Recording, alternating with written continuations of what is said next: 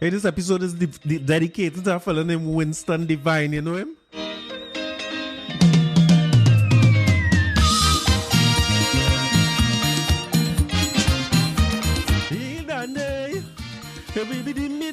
Hey, this is a swappy, you know. This is a swappy. Listen good.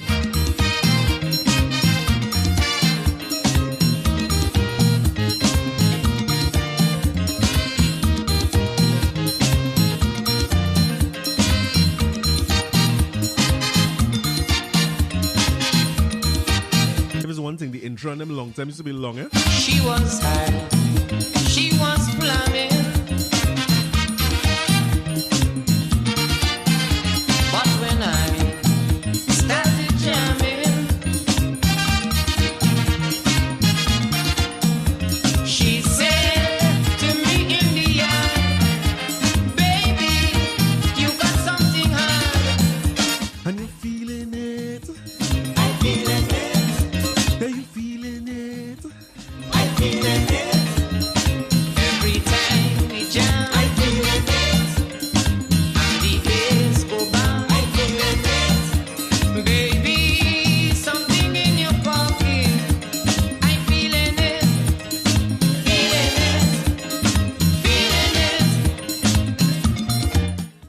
Welcome to episode 56 of the Corey Shepherd podcast. Welcome back to everybody who's been listening. Welcome to all new listeners. Thank you for tuning in on Spotify, Apple Music, Google Music.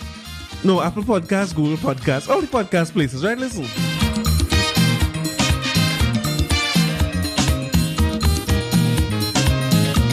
This episode, as I say, is dedicated to Winsford Devine. If you don't know him, find out about him, right? Google him.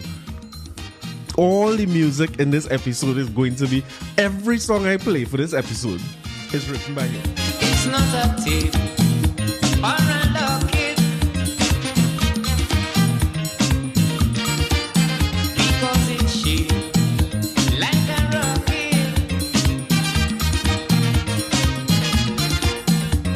Although I have fun so much, baby, whenever we touch,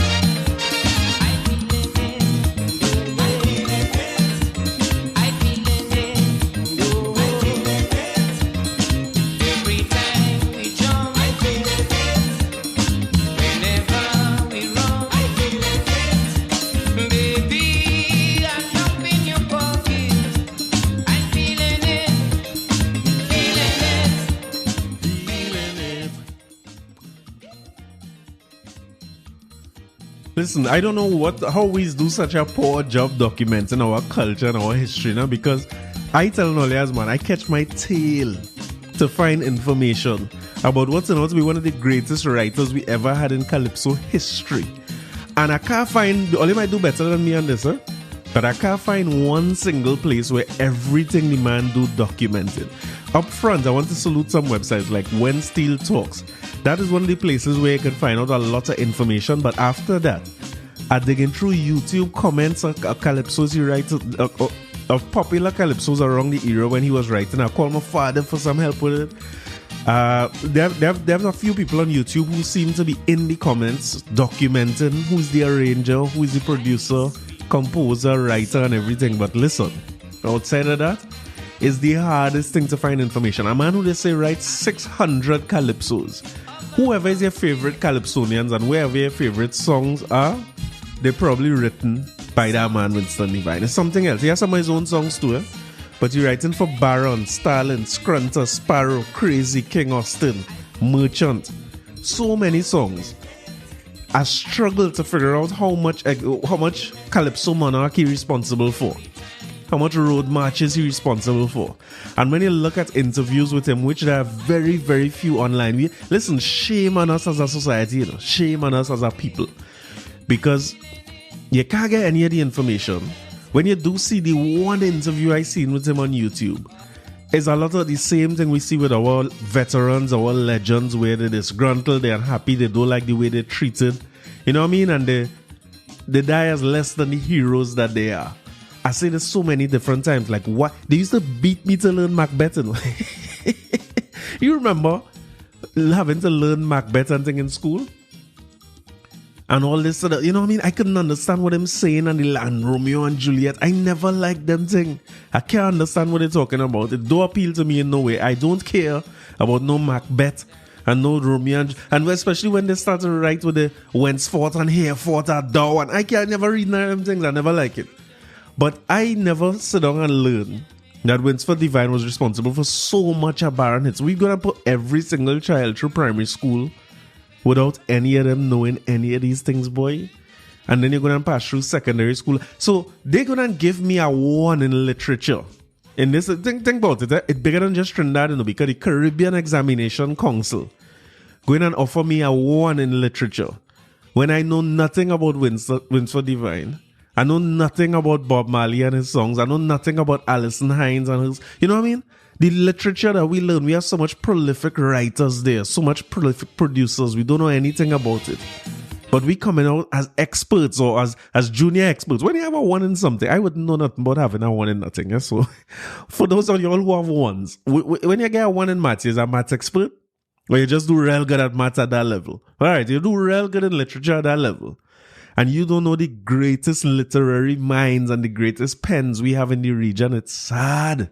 It's sad. But again, I will go through some of his history throughout the episode. I will also play many of his songs. And he's responsible for some careers. When I look at some of these songs the man writes, he's responsible for some careers because they have some people who all the hits was written by Winsford Devine. They have some that under dispute as well, where he wasn't too happy with the people he was writing for and all that. And then it's just some of our favorites, and he's responsible for some very big careers to the stepping stones, the starting points of some of our biggest artist careers come from right there. So salute to the guys, salute to the man. And not living legend again. I passed away last week, but legend in our culture, and we had to do more. I mean, I trying to do my little part, but what will it take for our ministry to start to recognize and appreciate that these things must be a part of our history and must be a part of what we taught. We can't leave these things to chance. I don't understand why we're leaving these things to chance. And without somebody there literally teaching their own children about Calypso and where it came from and all that, is it that a couple generations from now it will die out? Because if my son and my grandson don't know, he can't teach his son and his grandson or his daughter and granddaughter. So we in some trouble where that concerned, because it will come a point where these names get forgotten. I try to understand if that is the case, because I am a man who loves I only know how I feel about Calypso already and soca music and our culture. I consider I know a little bit about it too. I know a lot about the different Calypsonians, the different songs, some of the arrangers, but I know very little and could find very little about such a great one, Winsford Devine. But we're here to celebrate the life. We're here to celebrate the life, right? And again, thanks very much to When Steel Talks for all the information that they provide. And what I will do is I will tweet out, I'll put it on Twitter might be the best place to send out the link, but I'll send out the link on Facebook. I'll post it in the YouTube comments on all my social media so people could go and see the list of songs that they created. I'll reach out to the people at When Steel Talks too to see if they could help and maybe go back to Kern Christopher from NCC and see how much information he could provide, because I want to do my part to make sure that even these lists clean up, because the great job that it did putting the list of Calypsos he wrote, he said he wrote 600 Calypsos. They might have about heading towards a couple hundred on their website, but the way it's presented, it just says the name of the song. So it's a struggle now to find out who exactly sang the song, what year it was, if it win the Monarch, if it win the Calypso, if it win the not Soca Monarch, Road March and all these different things. And, you know, even who might be some of the arrangers, a lot of them was Leston Paul. So it would be good to see that. So I'll reach out to these folks and see how I can help with that and make this into something that anybody could go and visit. If we push it from that side, maybe then the ministry will start realizing that every child in the Caribbean should know who this man is. And boy, let me talk about the different types of songs. But anyway, let me get into the thing now. I leave out last week, right? I finished last week, I should say, before J'ouvert Rum was pulled back and is no longer going to be called J'ouvert Rum. So I want to give a round of applause to all the activists, all the social media warriors, the keyboard gangsters, the texting titans, everybody who came forward and make sure that J'ouvert can be used. But my original question still stands. Last week I was saying that I'm not sure what it is we want. And again, a clear idea from either the people who are for or the people who are against in terms of what exactly we want out of this. So let me deal with the against people first, because I really didn't know how much people was for this until they cancelled, right? But we can talk about them.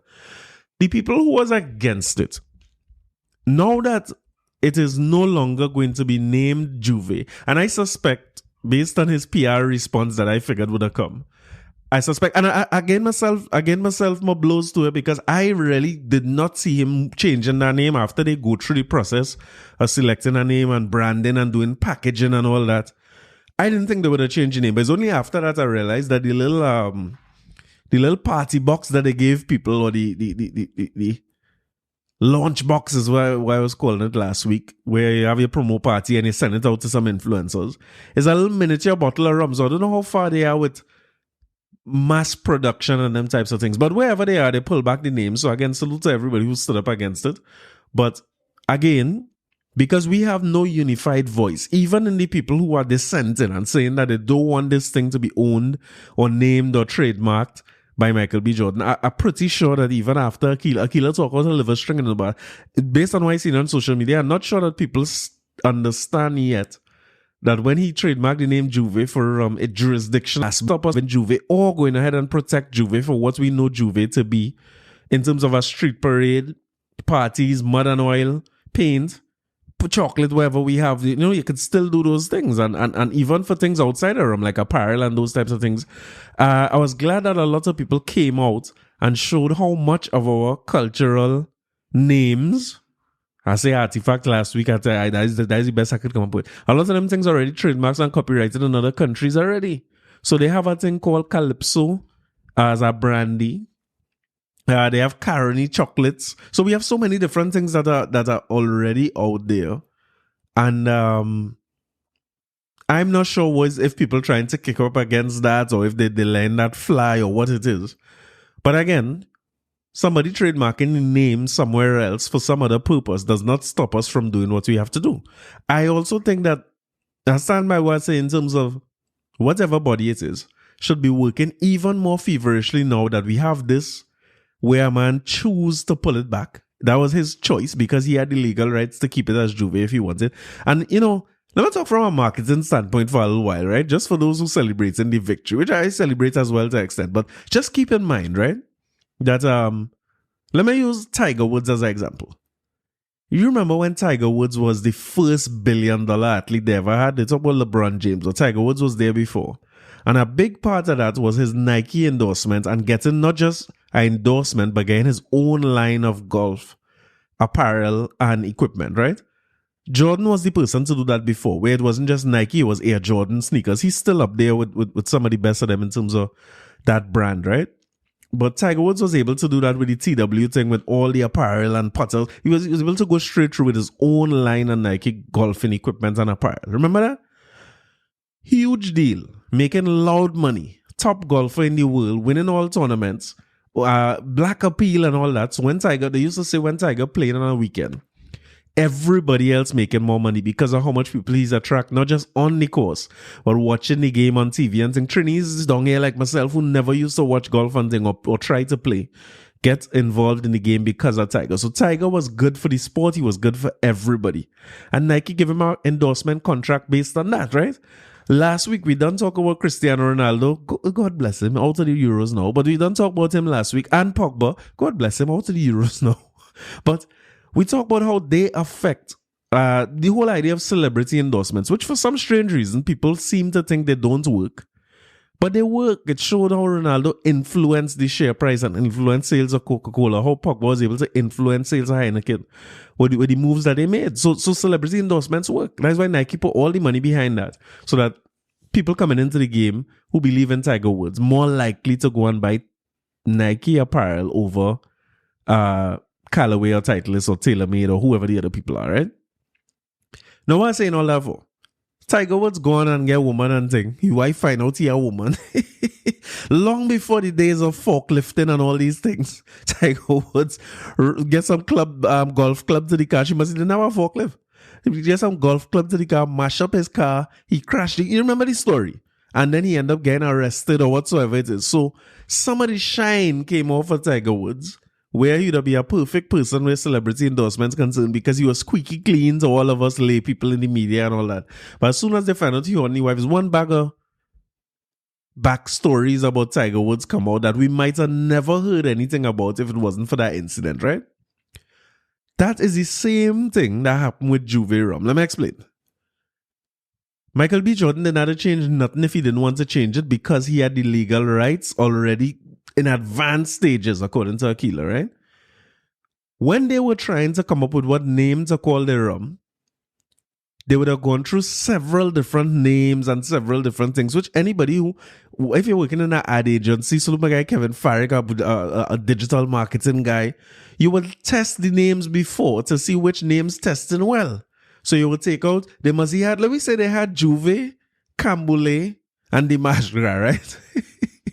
And they decide they're going to test all these three and see which one resonate better with their audience, which I also stand by the fact that Trinidadians were not their target audience. I doubt it. But anyway, when they decide on it, the other two names would, I guess, shelf, and then they will come up with J'ouvert and they say it tests well. People see it as being synonymous with a premium rum and a rum that, you know what I mean? All those different types of lifestyle things. You could test those things before. We do that for a living. When it's my market research, as a matter of fact, shameless plug for myself. When you have your brand name and things, come and check me, come and check Site Up and we will do your thing for you, right? We will look into all your issues for you with naming your product. That's what we do.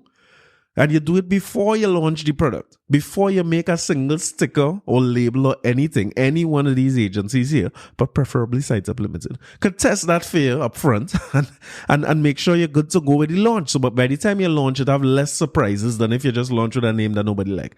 The reason I keep saying that Trinidad is not the target audience or Trinidadians are not the target audience is because when they did this testing, they clearly didn't do it with Trinidadians who would have been upset and say, no, you can't do this in the first place during testing, and then they would have shelved the name. But anyway, that didn't happen. They launched J'ouvert. Everybody kick up a big fuss on social media. Again, there was no clear voice. Nobody is coming and saying, and as a conversation guy, look how long I talk for here every week.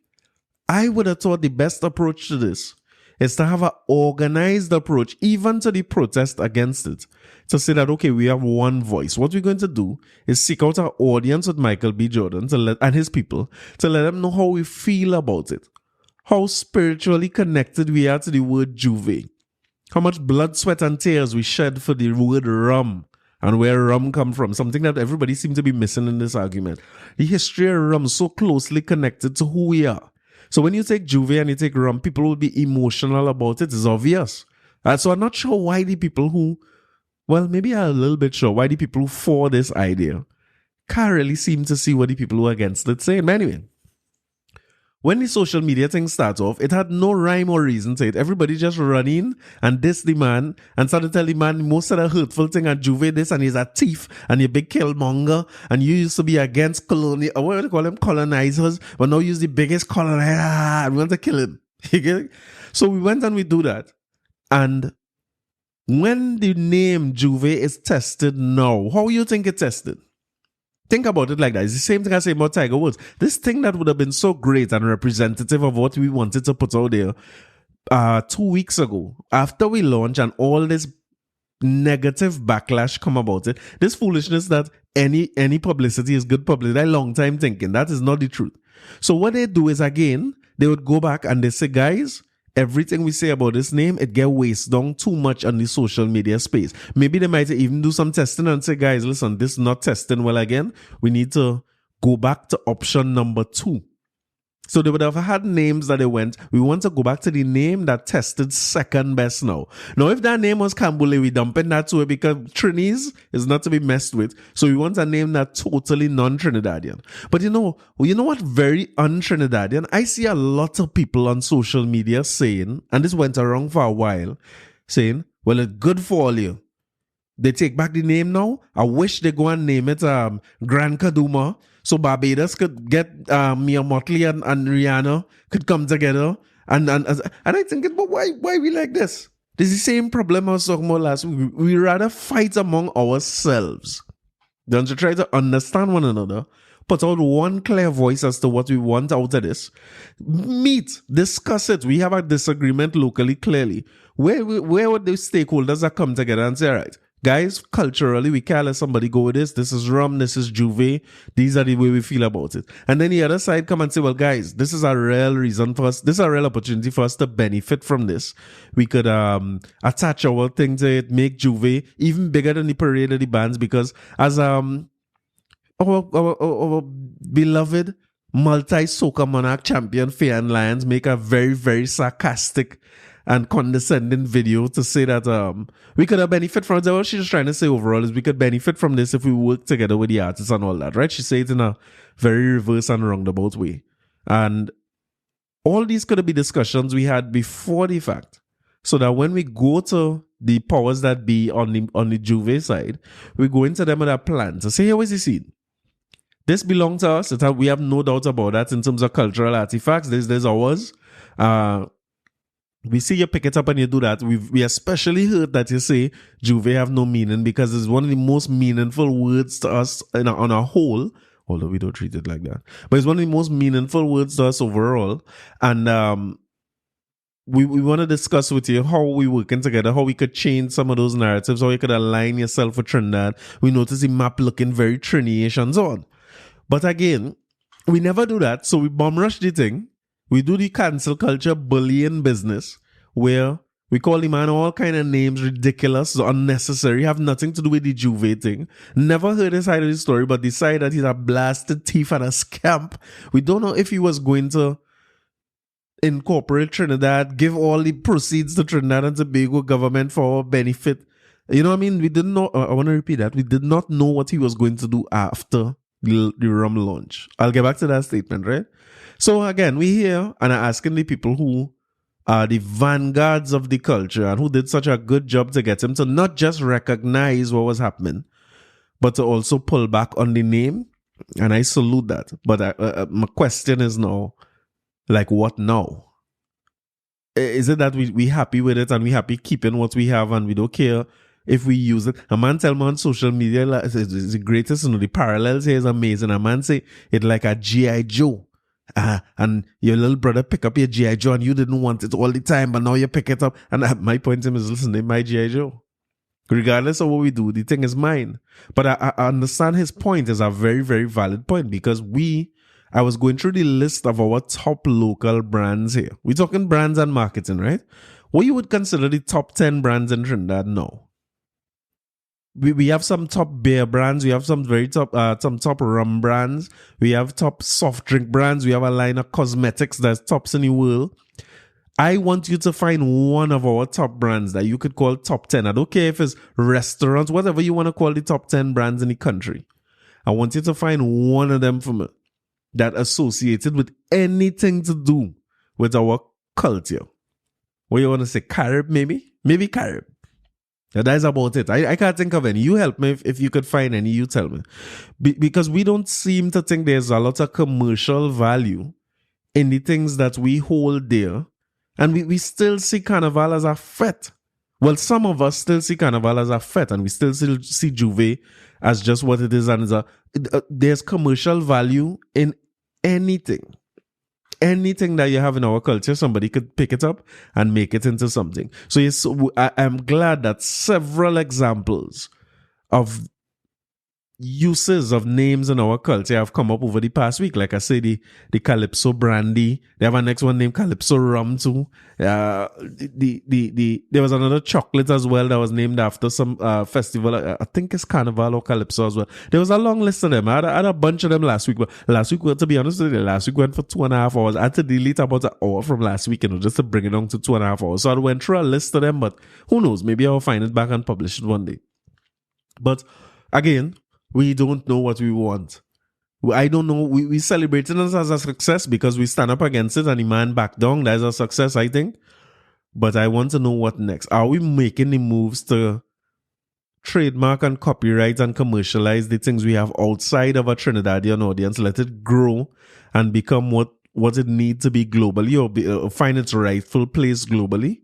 Are we working towards a carnival museum or a museum for the arts or a J'ouvert museum where we could go and find out what's the history of this thing so that so few people can, they have so few people. The same thing I say about Winsford Devine. There are few people who could give you a lot of history about that history, live through that era. Or they're in the education space, in tertiary education, not in primary and in secondary, where they could pass on the knowledge to the average child or the average citizen. Not just the 10% that might make it to university level or the 2.5% or 5% that might make it to master's level. What is the plan for all the people who are against? Let me talk about the people who fauna. As I was saying last week about the TPain rum, a lot of the people who I saw that were for this argument, as predicted, are soca artists, not just soca artists, the top level soca artists who already have international exposure and connections, not surprisingly, were for this move and were in support of it. I didn't see much of it before, but I saw the I Told You So's coming out after he pulled back. All the I Told You So soca artists come out to say, look what they do. I hope all they're happy. Only pull back this thing, now what? Only had nothing to benefit. We could have pushed the culture somewhere. We could have organized. We could have benefit from this. We could have piggyback off this. And again, I want to go back to my statement before. We did not know what he was going to do with this rum after he launched. We don't know if that anything, if he had to make any assault. I put in it to you that he had no reason or had very little benefit to put any Trinidadian story behind it or align himself with Trinidad or anything like that, or align himself with what we know J'ouvert to be in the first place. He had no reason to do that outside of avoiding backlash from social media warriors. What are you doing that for? Again, the target audience wasn't here. He wasn't talking to we. But anyway, maybe he was talking to some of these soca artists, but they was happy to jump on and say, I told you so. The other people who I told you so'd was the biggest promoters in the country who already have international connections. And I would not be surprised if they've worked well and been doing things with the person who would have been running last lap before, because they've been promoting carnival and events in several different countries throughout the world and several different states and so on. They're accustomed. They're out there. And you saw all of them coming out with, very, very snide and sarcastic remarks to say, look at all this spoil, or they just spoil everything, or they just run up here and waste a golden opportunity. I want to know from them, since everybody talking in code, I'm going to ask questions direct. Do you know for a fact that Michael B. Jordan was going to use this to help benefit or boost our culture in the first place? That's my question. My second question is, do you need Michael B. Jordan or the likes to help boost our culture? Since you're already internationally connected and doing things in international spaces, performing on some of the biggest stages and festivals in the world, putting on party in some of the biggest states and state capitals in the world, and pulling people in the diaspora and outside. Do you need a Michael B. Jordan or a celebrity type to promote our culture?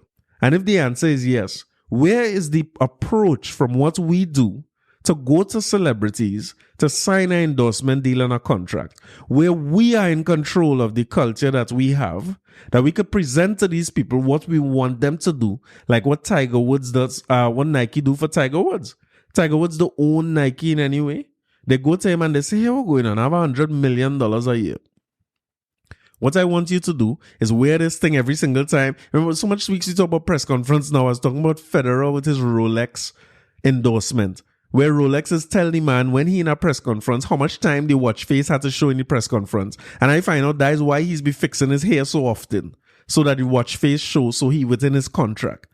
Why we not approaching somebody and say, here, what's going on, right? We have something called Soca Monarch locally, and we want your endorsement. We want to know what is your price. And then we want to tell you, you must go and say the word Soca Monarch in every film that you do. So when you're doing Killmonger and Man Carry Off a Cliff and all this other Nancy story, somewhere in there to say, Soca Monarch King Bunji Garland.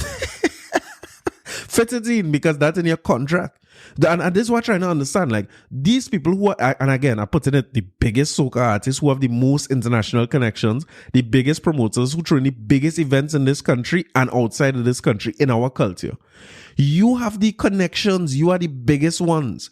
Where's the effort you making to approach these people to say, I have this, And what I want from you is this. Let us sign a contract so that there's no transfer of ownership. You can't trademark or copyright anything that I have.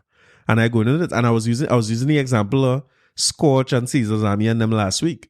If Michael B. Jordan had named his rum Duckwork Rum, I am sure the promoters of Duckwork would have a different approach and attitude to this than I see them having over the course of last week. Because over the course of last week, it was sarcastic and talk down and listen, all the Trinidadians is the worst, all they're going to jump the thing.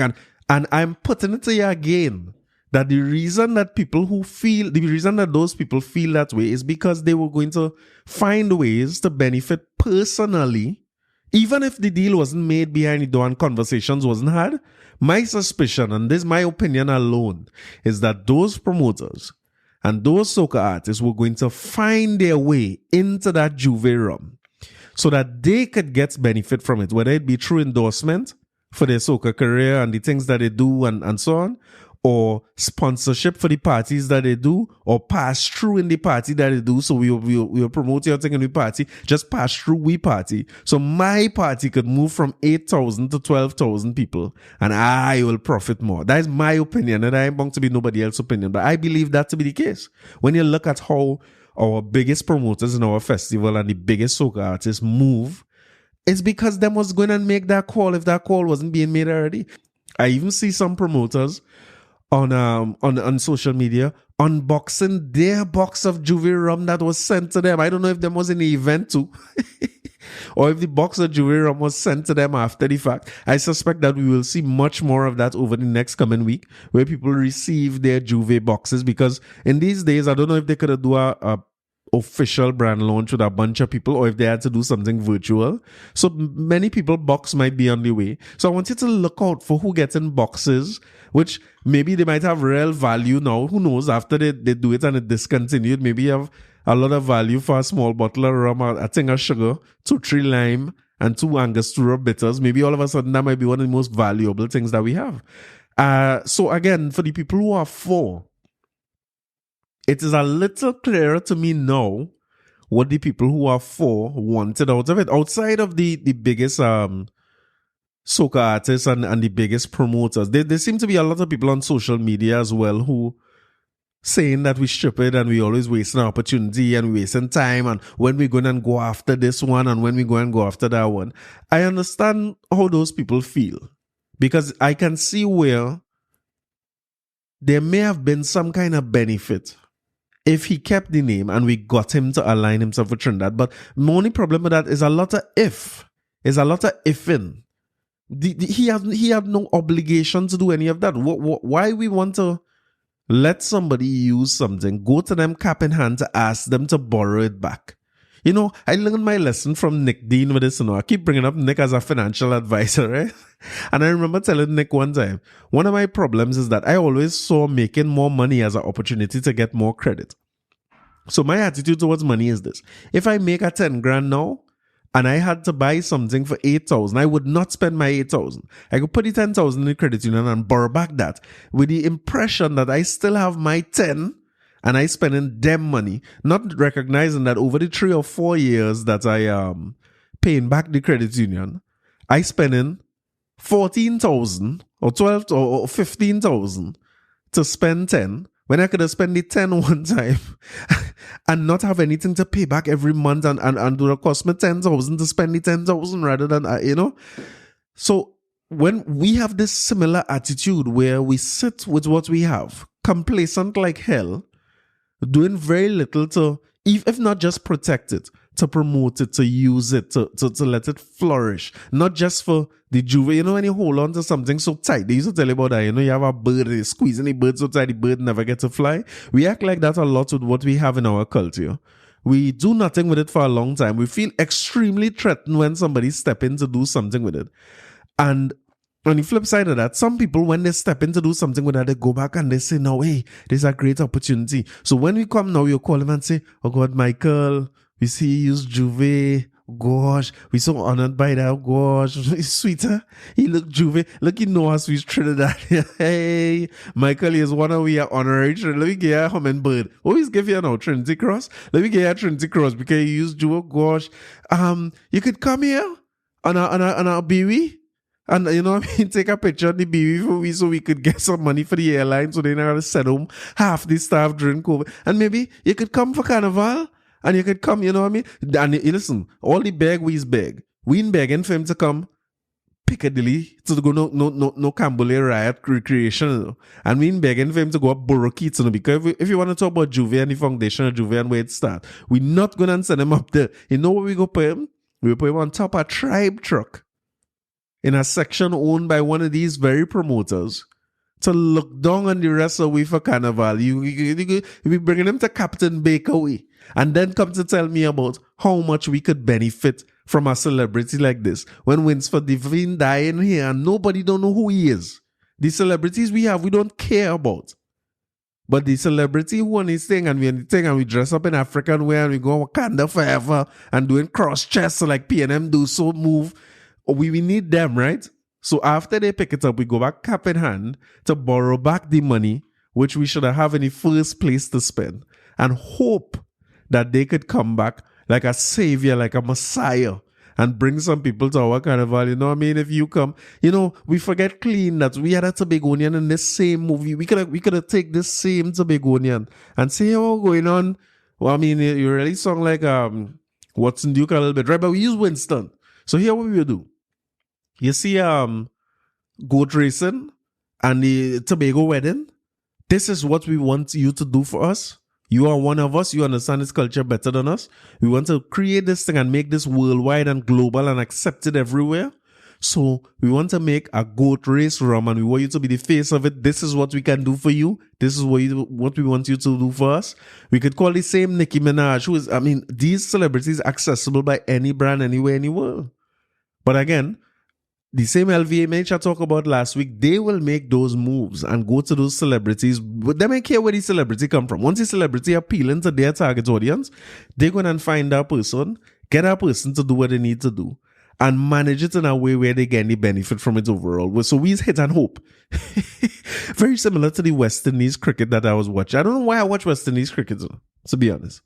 But I mean, let me play. I just want to make sure that I stick to the theme of this episode and make sure that I play my Winsford Devine composition to deal with this topic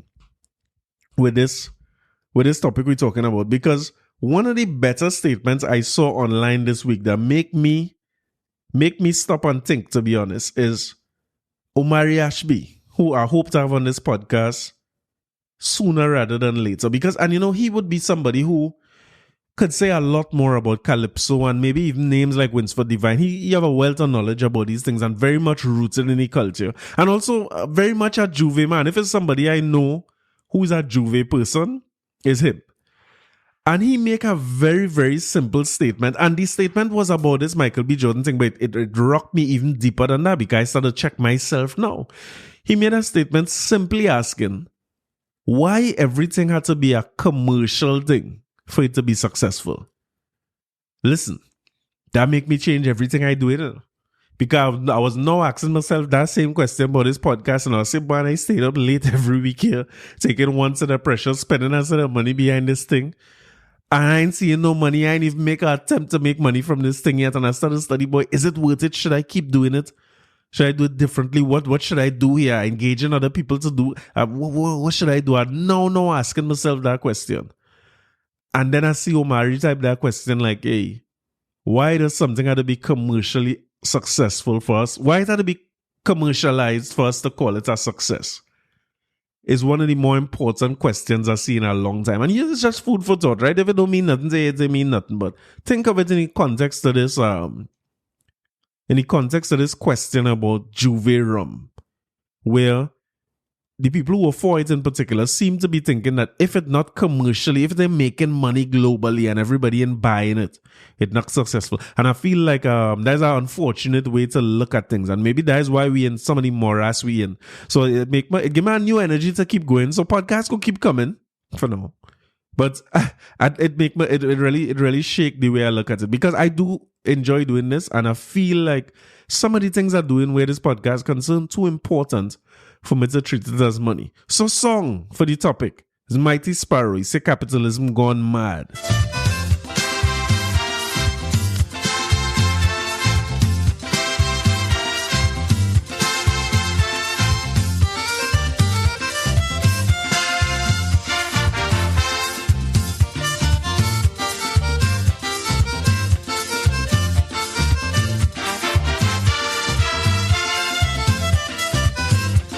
Be a millionaire or some kind of petty bourgeoisie anytime you live in here in this country.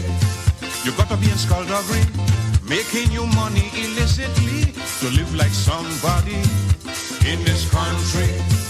It's outrageous and insane, them crazy prices in Port of Spain, and like the merchants going out their brain, and the working like the only toiling in vain. Where you ever hear a television for 7,000, $250,000 for a piece of land, a pair of sneakers, $200, 80,000-90,000 for motor cars. At last, here in Trinidad, we see capitalism gone mad. It's sad and getting more bad, because doo-doo capitalism gone mad.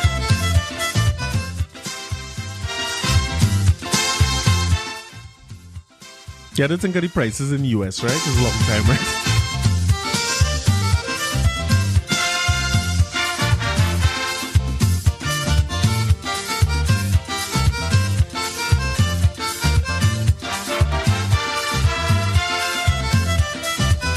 Provide for your family today on your present salary is an impossibility in this country. So many bills to pay, there is no conceivable way to save for a rainy day in this country. Our voraciousness, to be precise, is why every damn thing so overpriced. Big business making everybody feel government give them an open license to steal. Would you believe me? One nylon panty is $19.90, $20 for some baby milk. The cheapest jersey costs over $60, $200 and change a yard for silk. It's hard here in Trinidad. Lord have mercy, capitalism gone mad. It's sad, things getting more bad. Oh Lord, capitalism gone mad.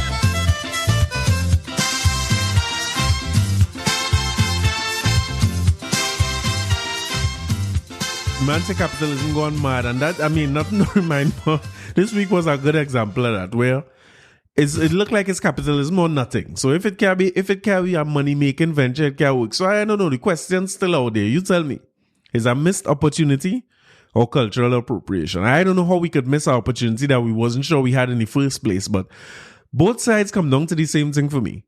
What we need to do is less of that social media jumping out thing and have dialogue. All right, here we're going on, eh? I don't know how much weeks ago I come here and talk about, I'm not calling no names, right? I talk about certain people and their cooking preferences and the things that they're cooking. And I really thought that Rollers was going to open up the restaurants at least this weekend going there. I don't know what's the point of coming in a press conference to say nothing going to happen. He's not the prime minister, you know, this man isn't doing. Because if you come in, everybody waiting there. I mean, there's a cricket going on, football going on, people taking their good time off from what is important to come and hear what you have to say. And you come to say, well, here what's going on, nothing ain't changing. We holding on tight, we holding the line. And it's like, dude, listen, don't come to say that. Let me go back to the point where when you come is something. We could look forward to something happening, something changing. Even if it's for the worst, when you lock down more, don't lock down more. But even if it's when you lock down more and them things, we could deal with that. But what we don't want to hear is you come in every Saturday to say, well, we'll see what next Saturday bring us. So what we don't want to see you so often. You're not good looking, man. You know what I mean? Nobody don't want to see you all the time. So But I tell myself, well, this weekend gone here. They seem to have forgotten everything about all the restrictions. The fact that we're still in a state of emergency. The fact that we still have curfews, heavy on the weekend, light during the week, and draconian on holidays. Well, we're going to light throughout, right? Because I think from next weekend, everything is back to 9 o'clock curfew. And nothing worse than catching me off guard with the time the grocery closing when it's the 7 o'clock curfew. You had to try and get to the grocery by 3, 4 o'clock for the latest, so because I'm looking to lock off 5 o'clock. But anyway, you come this week, you ain't saying nothing at all. And I except that you have a date now for when borders open back. Now, little rumors flying online. You don't know how true what is what. But they're saying that we might be under threat to lose certain gates in certain countries. And that's a major issue because you also come out and say a bunch of people going home. That is not a good sign. And more of that to come. But I suppose a big part of it is, the major thing had to be that they're home so long. And the airline have no notification in terms of when they will be able to fly again and what routes they will be able to do based on who have vaccine and all that. But again, some things come out this week, and based on the level of vaccination and PCR testing that people could bring. So if you have a negative test within 72 hours, you could come in. And if you're fully vaccinated and all that, but vaccine card and them things selling. Now, see, Rowley respond to that too. The man asked me, say, Dr. Rowley, people abroad have been complaining about getting fake vaccine cards and being able to buy vaccine cards, and how we have anything placed for that. You know what that man response to that was? That man say, well, people just print money. I think it was always come up with these responses. You see why Vashi had to come back? Only going to suspend Vashi for 2 weeks. Vashi should ask that question and deal with them. But anyway, the man say, if you're vaccinated and you could show a negative PCR test, you could come. I'm not sure that he was saying if you had to be vaccinated to leave, but I'm sure the other country you're going to have some kind of restriction in place for vaccination. So we're looking at the 17th of July as being a day when finally the borders are reopened and we could do what we had to do. But we will get to that. What I want to deal with first is the man, like, you forget everything here locked down. Like, but the 17th of July, what a man flying here to do? Hyatt and them had things to cook in them restaurants, or they think they could cook inside their stove and these things. They have a pantry in them places. Because nowhere now open here. He opened a little construction, and only government construction apparently, not private construction. But what people come in here for in 2 weeks' time.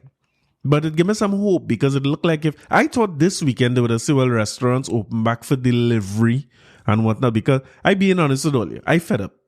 No knock on the food that is being prepared and the lovely hands that is being prepared by and so on. I'm happy for the food we gain, but I think the hands are exhausted because now I'm starting to get parts of meals. How to explain parts of meals there? Like for the past week when I say, babe, what's that to eat, girl? She's just say peas. She just says have a pot of peas. I'm trying to figure out, is peas a meal? What's happening in these streets? Is peas the whole meal? Is just peas? It's just a whole pot of peas? I don't understand. So I can't wait to see restaurants open. I just want to go somewhere and get something to eat. I ain't lying to you. I don't know how all you're coping with this, but I'm finding myself going to places who I know sell pre-prepared food. And I don't like what it's selling, but I just buy it. Like, I just go extra foods and I just buy a rotisserie chicken. The thing's salty like hell and greasy, but I just want to know, like, maybe it's just a pour with the peas. Maybe that's what she's trying to say, like, get more stuff. So it have peas. So go and hunt. Man is supposed to be hunter-gatherers, So maybe the idea is, listen, I cook peas. So go and find your rice something elsewhere and your meat and whatever else you have to find. It have peas. You have a start, which I appreciate.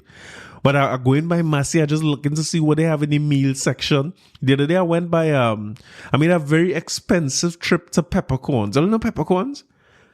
Peppercorns expensive for no reason. These places are real expensive in a way, but they have nice things. That when you're in there, you're feeling nice. And I'm feeling a little up. Not really 1%, but I'm feeling like about 20% when I in peppercorns. I need top 20%. You know what I mean? With a little basket, buying little gourmet artisan items, and I mean all that I'm buying is still peas, I guess. But still, I feel good being there. And I say, you know what? Let me make the wrongs by early. Because I know there's all kind of fancy food and little desserts. I was going to stockpile. I say whatever they have, I stockpile in that and I keep it home. Only to realize that the line for, if you know where Oli is in in shops up, what's called the Ellerslie Plaza, right? The line for aioli reaching quite back wrong by where peppercorns is. I was like, nah, I ain't joining it.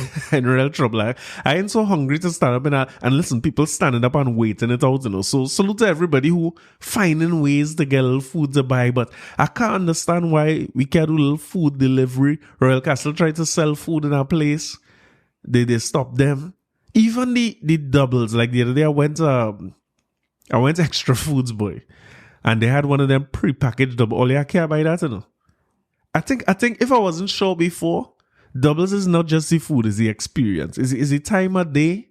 Is when you get up and like home here in Chaguanas, when I get up on a Saturday and I really ain't feel to make nothing. And what Zachary's a man always good for doubles. So once you ask he doubles, let me roll and we're gonna get doubles and thing. And it's the fact that somebody handing you it in your hand, you could just eat that. You know, to go, imagine I go now and reach home, I warming up. China, I had to figure out how to warm up Barra now. I don't like it. And everywhere, well, St. Christopher's and Fitz Street is the two places I see was selling roti. But I don't know what's the situation now because Fitz Street was advertising Don's roti. And like Don get pulled back with the restaurant thing. So I don't know if they're still doing that. If I was Don's, I would have just dope no label on it, It's so easy to get wrong some of these things. I would have just said, this is not Don's roti. This is just Fitz Street roti. And let me make with money because people, anyway I could get a roti right now, I think people will take that. And I see the memes. I know I'm not alone because the memes going on. Like I just drive through KFC drive-through the other day. I don't even like KFC, but I just drive through. just to feel like if I, you know what I mean? The eating and I pass, where else I went? But I went Adams. Adams is a good, apparently bakeries could sell food. I didn't really know this. I thought people was doing things under the counter. But the rule is that the food's supposed to be prepared, pre-prepared. So it's supposed to be prepared ahead of time and packaged. Pre-packaged is what I'm trying to say. But to be honest with you, when you go Maria's, them whole menu, I don't want to be an informer, but you could go and order wherever you want there. So that is one of my places. Like Stacey asked me the other day. She say, she washing wares and I'm now leaving the house. She say, tell me the truth now. When you leave home, well, boy, I started to get bummy one time. I say, oh God. I tell myself it's one of them woman questions. I don't ready to deny and cry already, I'm not playing them games and them kind of questions. But she's like, you'd just be happy to leave home so you could go by Maria's and buy something. I was like, yes, I'd be happy. I'd be glad. When you say I go by Maria's, I go and get something to eat. I just to buy something. I never know buying something to eat just feels so good. And again, Derek Chauvin salute. People are a little upset about it because Derek Chauvin get 22 and a half years. To be honest with you, I'm glad to see it. Everybody's saying he should have got life and he should have got this. I mean, life is what, 30 years or 40 years or something like that? 22 and a half is a start. At least he get convicted and it sets a precedent, I hope, for all the other police who people find their death at the hands of police in these suspect circumstances, especially when it's caught on camera and thing. And I hope that it could, you see how they went back and reopen Bill Cosby trial and all these things? I hope they could go back and reopen the police who shoot Fernando Castile and the man who choke Eric Garner to death and go and open back George Zimmerman thing where he killed Trayvon Martin. I hope is that coming too. But 22 and a half years I find to be a significant amount of time. People saying that he could go in and be, what do you call it over there? Parole or something like that? Like he could get off after a certain amount of time. But I'm glad for the 22 years. I'm glad for the conviction overall. And to be honest with you, I'm only saying that to say, I now for sure going back Starlight because everybody matters. The Black Lives Matter. George Chauvin, he don't matter. So we settled. All the boycotts we was boycotting. I going back Starlight the other day. Starlight had little prepackaged meals and little salads and them thing and desserts. I need help.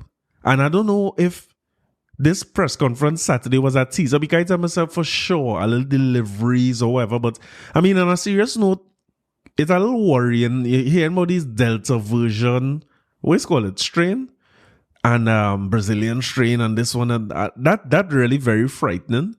And what also worrying about this whole thing is that when you check the amount of time that we lock down now, like real limited movement.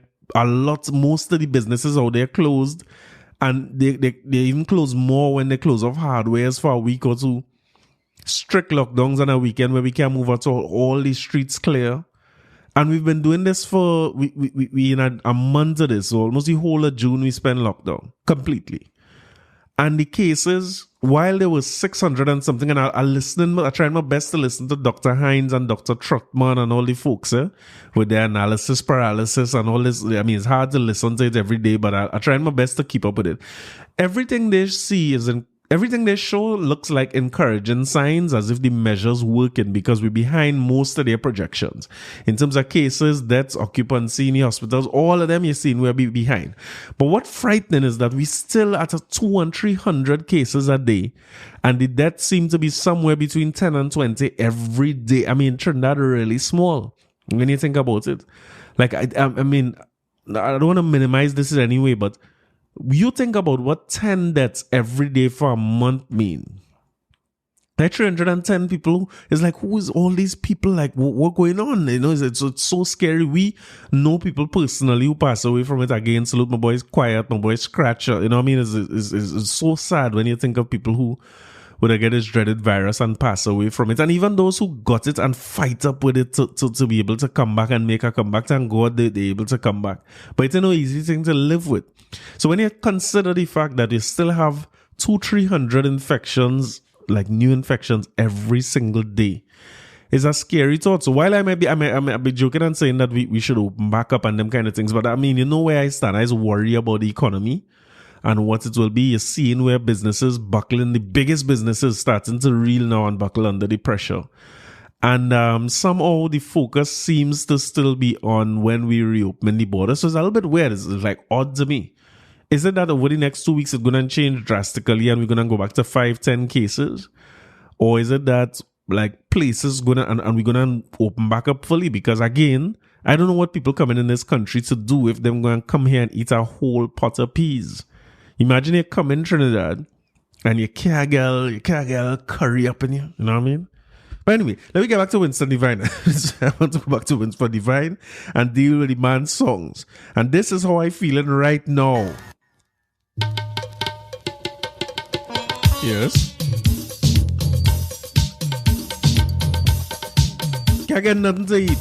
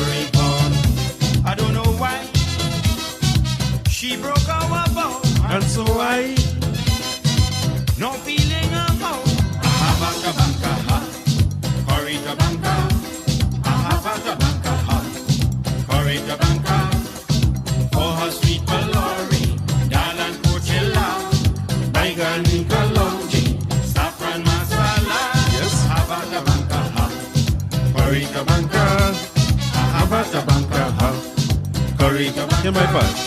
Sabanka like Gobar, funny like Ancha. Which part? In the yard. So listen, that's Mighty Trini, right? Like you remember he also sang a song, "A sailing with the boat, sink or float, a sailing with the boat." That is also Winsford Devine. Just wanted you to know that. And just in case, let me ask you one time, what's your favorite kind of roti? You know his mine? Bust up shot. Bust up shot.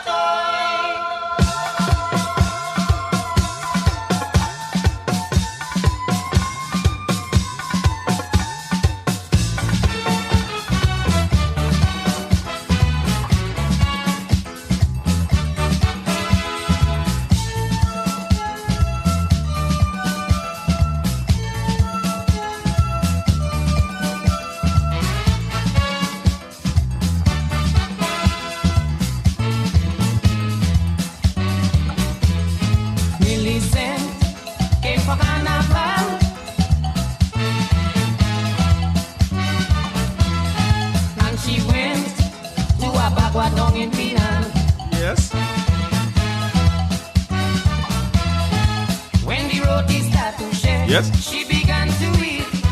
People staring, but she don't care. She started to sing sweet, sweet bossa Listen, I would like to apologize to anybody who is taking offense to this. I plan to eat. I don't want no curry. I was just playing a song, and I really just do that so I could play that song.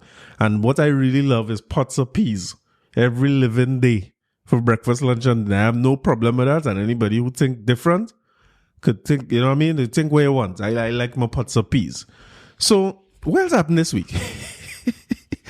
Outside of that, I just want another COVID episode, but vaccines. Vaccines seem to be, well, it's the topic of the day here because there are people who know, a lot of people getting the second dose, and a lot of the vaccine procedures have seemed to relax and more in order, you know what I mean? We're not into this, we're not going through this thing where people, you remember the big lineup and the big rush we had a couple of weeks ago? It seemed to be more composed and being taken care of, and salute to all the healthcare workers that are there sacrificing and making this thing happen, and all those who focus on getting us vaccinated and protecting us. We appreciate that. So a lot more people getting their second dose, more first doses coming in. I lost count of how much new vaccines coming in. You remember the other day, the opposition, every time you hear them, it was about not enough vaccines and the government dropped the ball, and they seem to have gone away with that. I don't know what's the new narrative now. Long time I didn't watch a little Douglas politics or a little I wonder if he's still doing doubles and coffee in the morning. That's Anna Roberts. I ain't seen it in a while, but I don't know what's the new narrative they're pushing now. I saw a real jokey response come from Kamla Prasad Bisesa that I was hoping all week that it wasn't true, and that, you know, this was some one of the meme pages that make that, because the language in it was real loose. She does not speak that way, so I don't know where that came from, but I mean, they don't seem to have been denying it in any way. And maybe it just didn't come across my radar, but I don't know what's the new narrative they're pushing now. But we have a lot of vaccines here, both AstraZeneca and Sinopharm. I know it's pronounced Sinopharm or Sinopharm, whichever one. I know I'm pronouncing it wrong like hell. Work with me, right? Any brightest fill it out. But the delay, well, not the delay, but the fact that the Johnson & Johnson, the bulk of it, 800,000, was only going to come in August, always had us in a little bit of limbo, right? Where's worrying for me, right? We had, my own experience has been both my parents now vaccinated, so that's great news. My mother fully vaccinated, my father halfway there. But again, I still have some uncles, some aunts struggling to get them vaccinated, but I hope that comes sooner than later. But what I've seen, right, is a lot of young people vaccinated. When I call them young, all 40 and think our age. Because the criteria for being vaccinated now is healthcare workers, frontline workers, which would include the grocery and so on, and restaurants and stuff. TTMA, people who in manufacturing that was never shut down, was there. Construction was also added to the list as essential based on the fact that construction opening back up. And people over 60. So don't ask me how so many young people get vaccinated, people my age, people in 30, because I don't like to call things on myself. So I want to text one of them WhatsApp number and say, boy, listen, my diabetes is on 100, my blood sugar is about 2,000, I need to get the vaccine. But I don't like to call them kind of thing on myself, so I'm worried about doing that, so I ain't do it yet. But I mean, Trinidad is a place for links, right? It's about who you know and who you know, and who know you, and all those things. Like, Trinidad always have a backdoor to get things done. But what I don't understand, right, is the amount of vaccines that come in, and I count in the hundreds of thousands, 200,000-300,000 at this point. How come we ain't moved to a next stage of vaccination yet? Like, it's still that group. Like, how come you ain't drop it now to say anybody who is 50 to 60 could make their appointments and come in? Either that, or it just means just everybody make appointments, and if you get through, you get through. I ain't sure. Because we've gone back from the lineup and that was causing the problem where anybody could come and get it.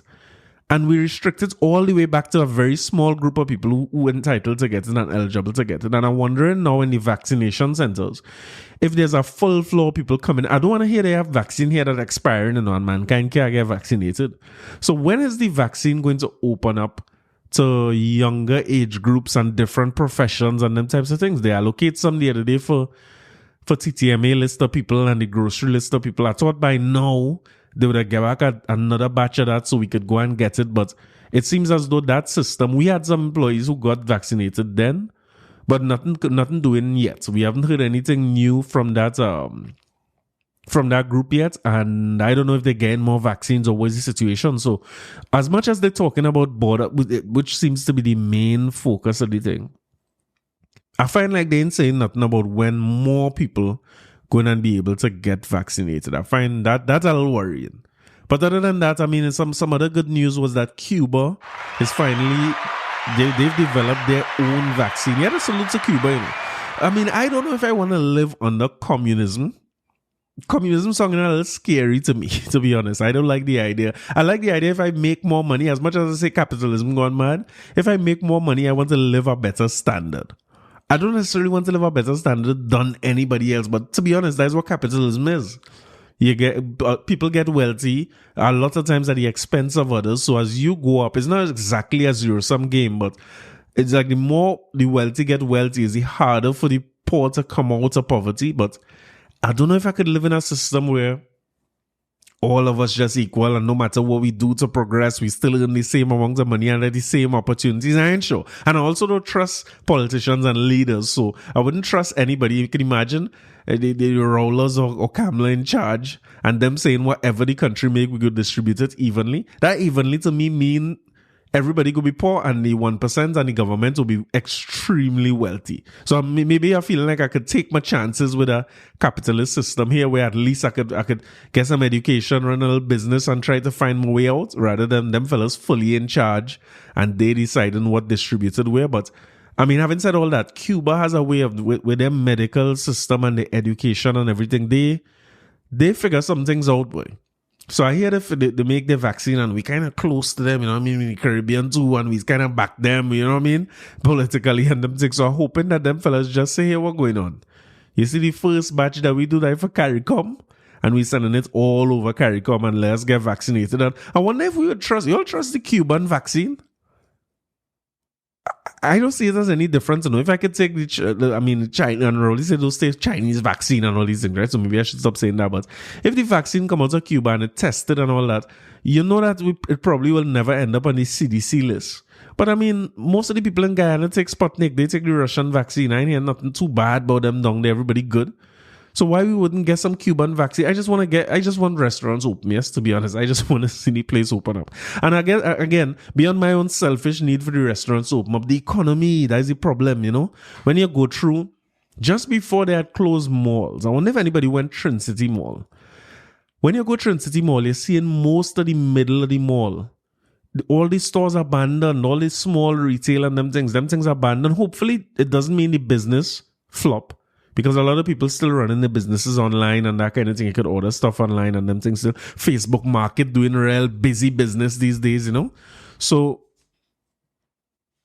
something's happening in the e-commerce space, but outside of that, you're not seeing a whole lot of opportunity for retail and things to go back to where it was when the place opened back up. So think about the people who hired in retail, people who hired in restaurants, KFC. A couple of weeks ago, take some people getting a little stipend. They take the people off the stipend.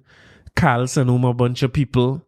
The casinos have been closed for a long time. You'll see they clamping down to on, like making sure the casinos and NLCB is the only two places where you could gamble. That seems to be what the legislation is essentially.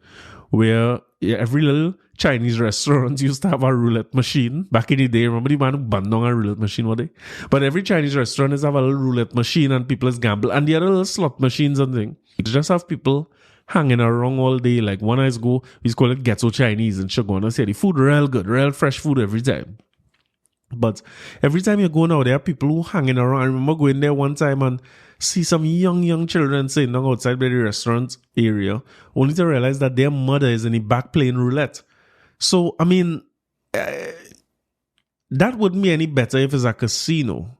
But what I'm saying is that this is a restaurant, a Chinese restaurant. I don't want to necessarily have to deal with with gambling and the side products that gambling could bring sometimes in those places. But it does feel like if even in the context of businesses struggling so much, particularly small businesses just trying to figure out a way to survive. Imagine you have a little restaurant, one branch, no KFC or nothing, and you had your roulette and your illegal playway and them thing running, and now you can't run the roulette, you can't run the playway going back, and your restaurant, when your restaurant open back, you you're only doing food and you don't know when your restaurant will shut back down again or no in-house dining and only delivery. It seems to me like a lot more restaurants and bars going to be closed after this legislation passed where the play where they can't gamble in these establishments anymore. And I could see where the idea behind it might well be to safeguard the taxes that coming in from gambling, because I very much doubt that Ghetto Chinese by me is paying any money at all in tax when the month come. I would be shocked if they paying taxes on a regular basis. That would be the most shocking thing to me. But it's just that is the thing already so hard with how many businesses have to close and have to suffer during this time. And forget the businesses for a while. One of the issues is not just the company themselves, it's the employees who going home after this. Because when those restaurants, small retail, even casinos and those types of businesses, keep in mind that a lot of the people working in these establishments would be single mothers, people who looking for and who holding on to a job. What's going to happen to the country after that? I'm watching this thing where SouthPark, and it's not the first time we saw it, what happened in SouthPark last week, where the owners of SouthPark, and salute to them for putting on some kind of a food drive, where they were able to give out hampers to people who needy. Although I hear a little birdie tell me that people who own little shop and them things sending people in the hamper line to get things from the hamper to sell in the shop. Let's pretend that's not true, right? Let's pretend we're not being ourselves for a minute. But it's such a good thing for business owners to do. SouthPark, like any other business, will be dealing with the issues with this, where most of their businesses shut down. I'm sure they're making rent deals and doing some forgiveness and some late payments for people who can't open during these times. But they find it in their hearts to do some hamper giveaways and things. It's such a nice thing, you know what I mean? Salute to them. I'm glad that they did it. But of course, the amount of people that showed up caused a problem for the police. And I understand where the police coming from. They have their job to do, and if it not matching up with the guidelines, they're going to have to make some adjustments and make some changes and probably shut it down if they need to safeguard all of us, which they did. But at least some people were able to get hampers, and the organizers behind it said that what they're going to do is go back to the drawing board and try to figure out how to do this in a way that doesn't put anybody at risk. I mean, to be honest with you, from what I saw in the video that somebody drive past and did, people look like they was making their best efforts to social distance. But remember, we social beings, so once you put plenty of us in a space, that social distancing will start to break down. Especially when we there for long and the sun hot, everybody goes start to crowd around in that area that has shade, and masks will start to pull down. We know how that goes, but salute to them for doing that. I remember Insha and Ishmael tried to do that by the Nagar one time as well. It had to be earlier this year or late last year.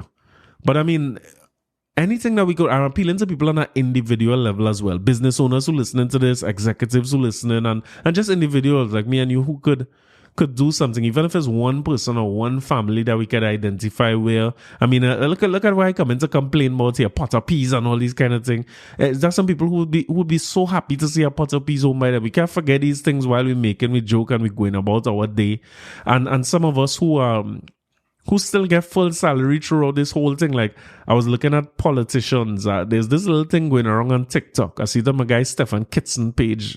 Salute to him. He always up to date on the info. But they were showing you how much money the politicians make.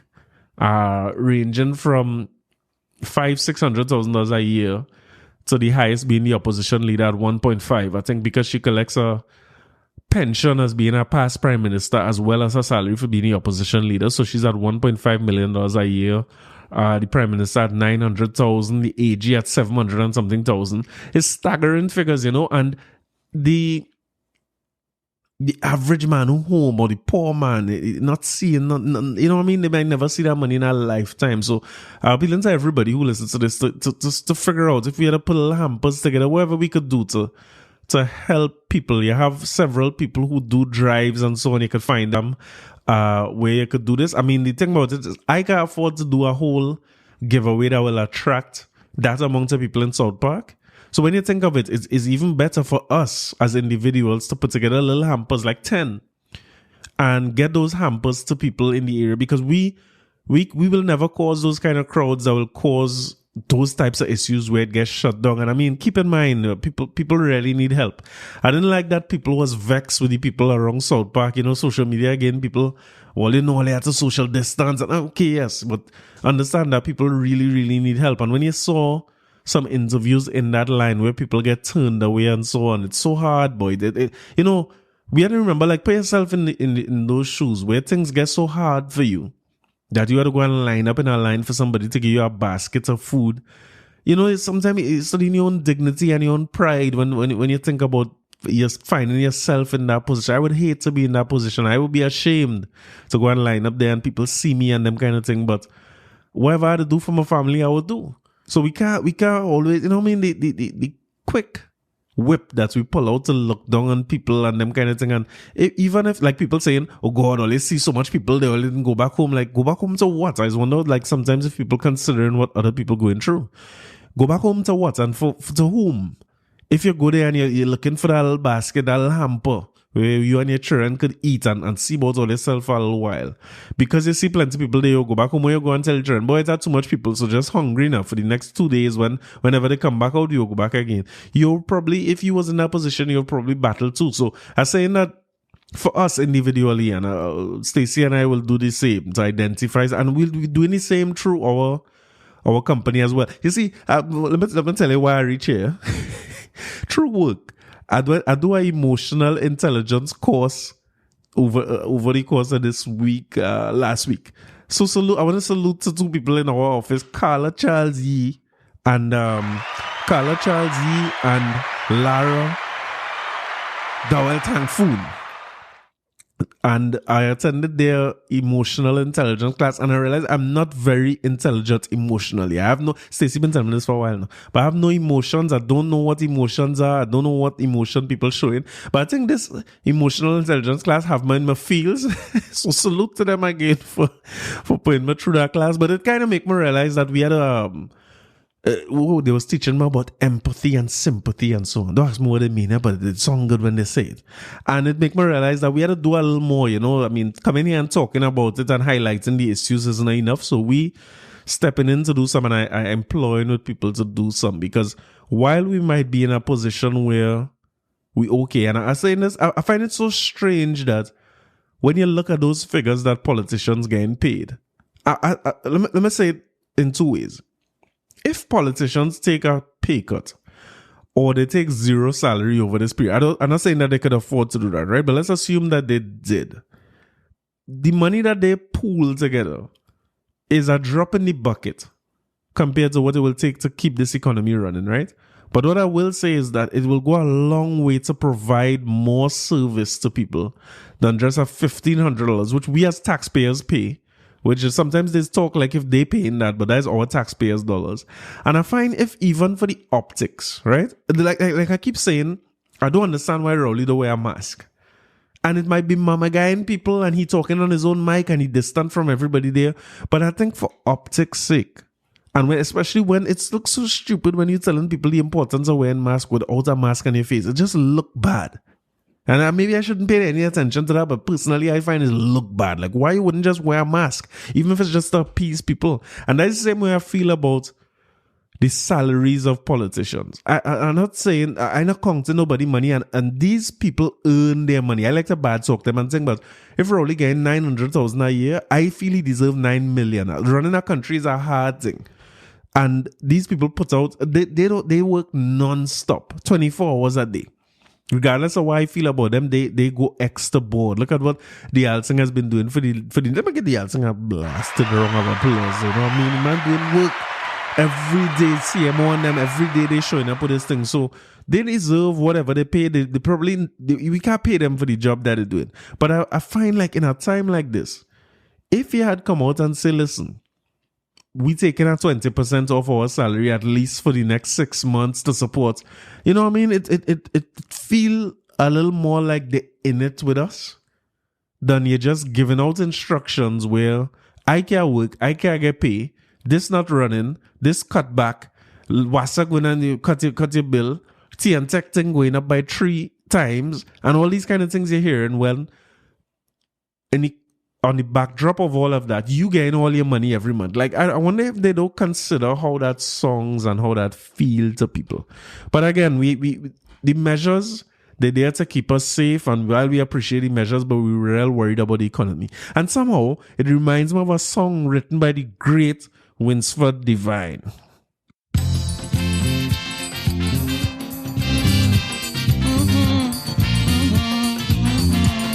Yes?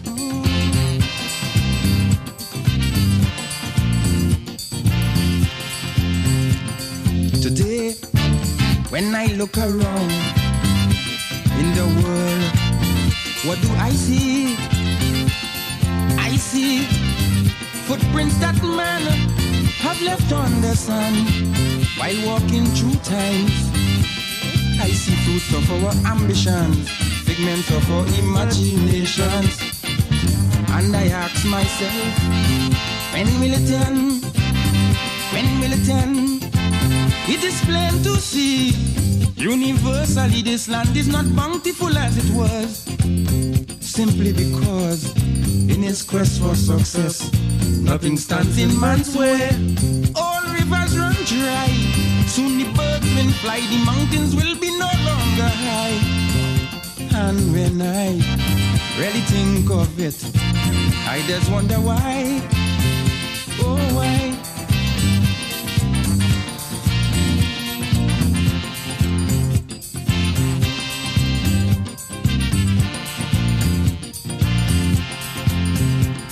I see charity deplored, equal rights totally ignored, wisdom and ingenuity working in accord, simply to afford such inventions as thermonuclear warfare and environmental warfare. And I wonder now, where do we go from here? Prophets everywhere gaze upon the horizon and declare that judgment will come as the savage hands of unscrupulous men pile everything pass by. Time is running out as we eat and drink, species at the brink of being extinct. And I think no one can deny that the price of progress is high, real high.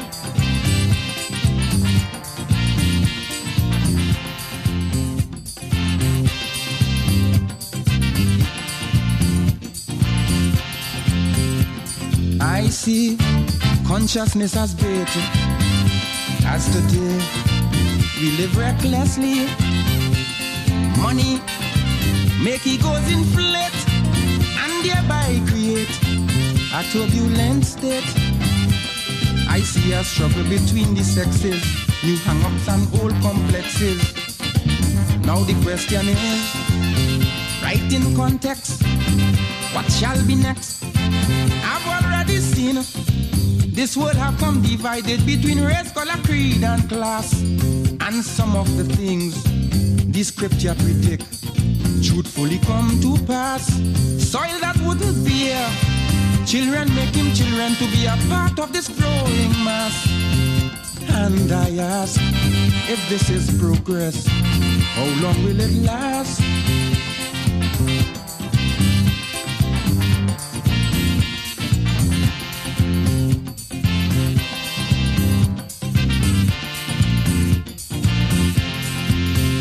You know, it don't get too much better than that when it comes to... Many people will tell you that that is the greatest calypso ever.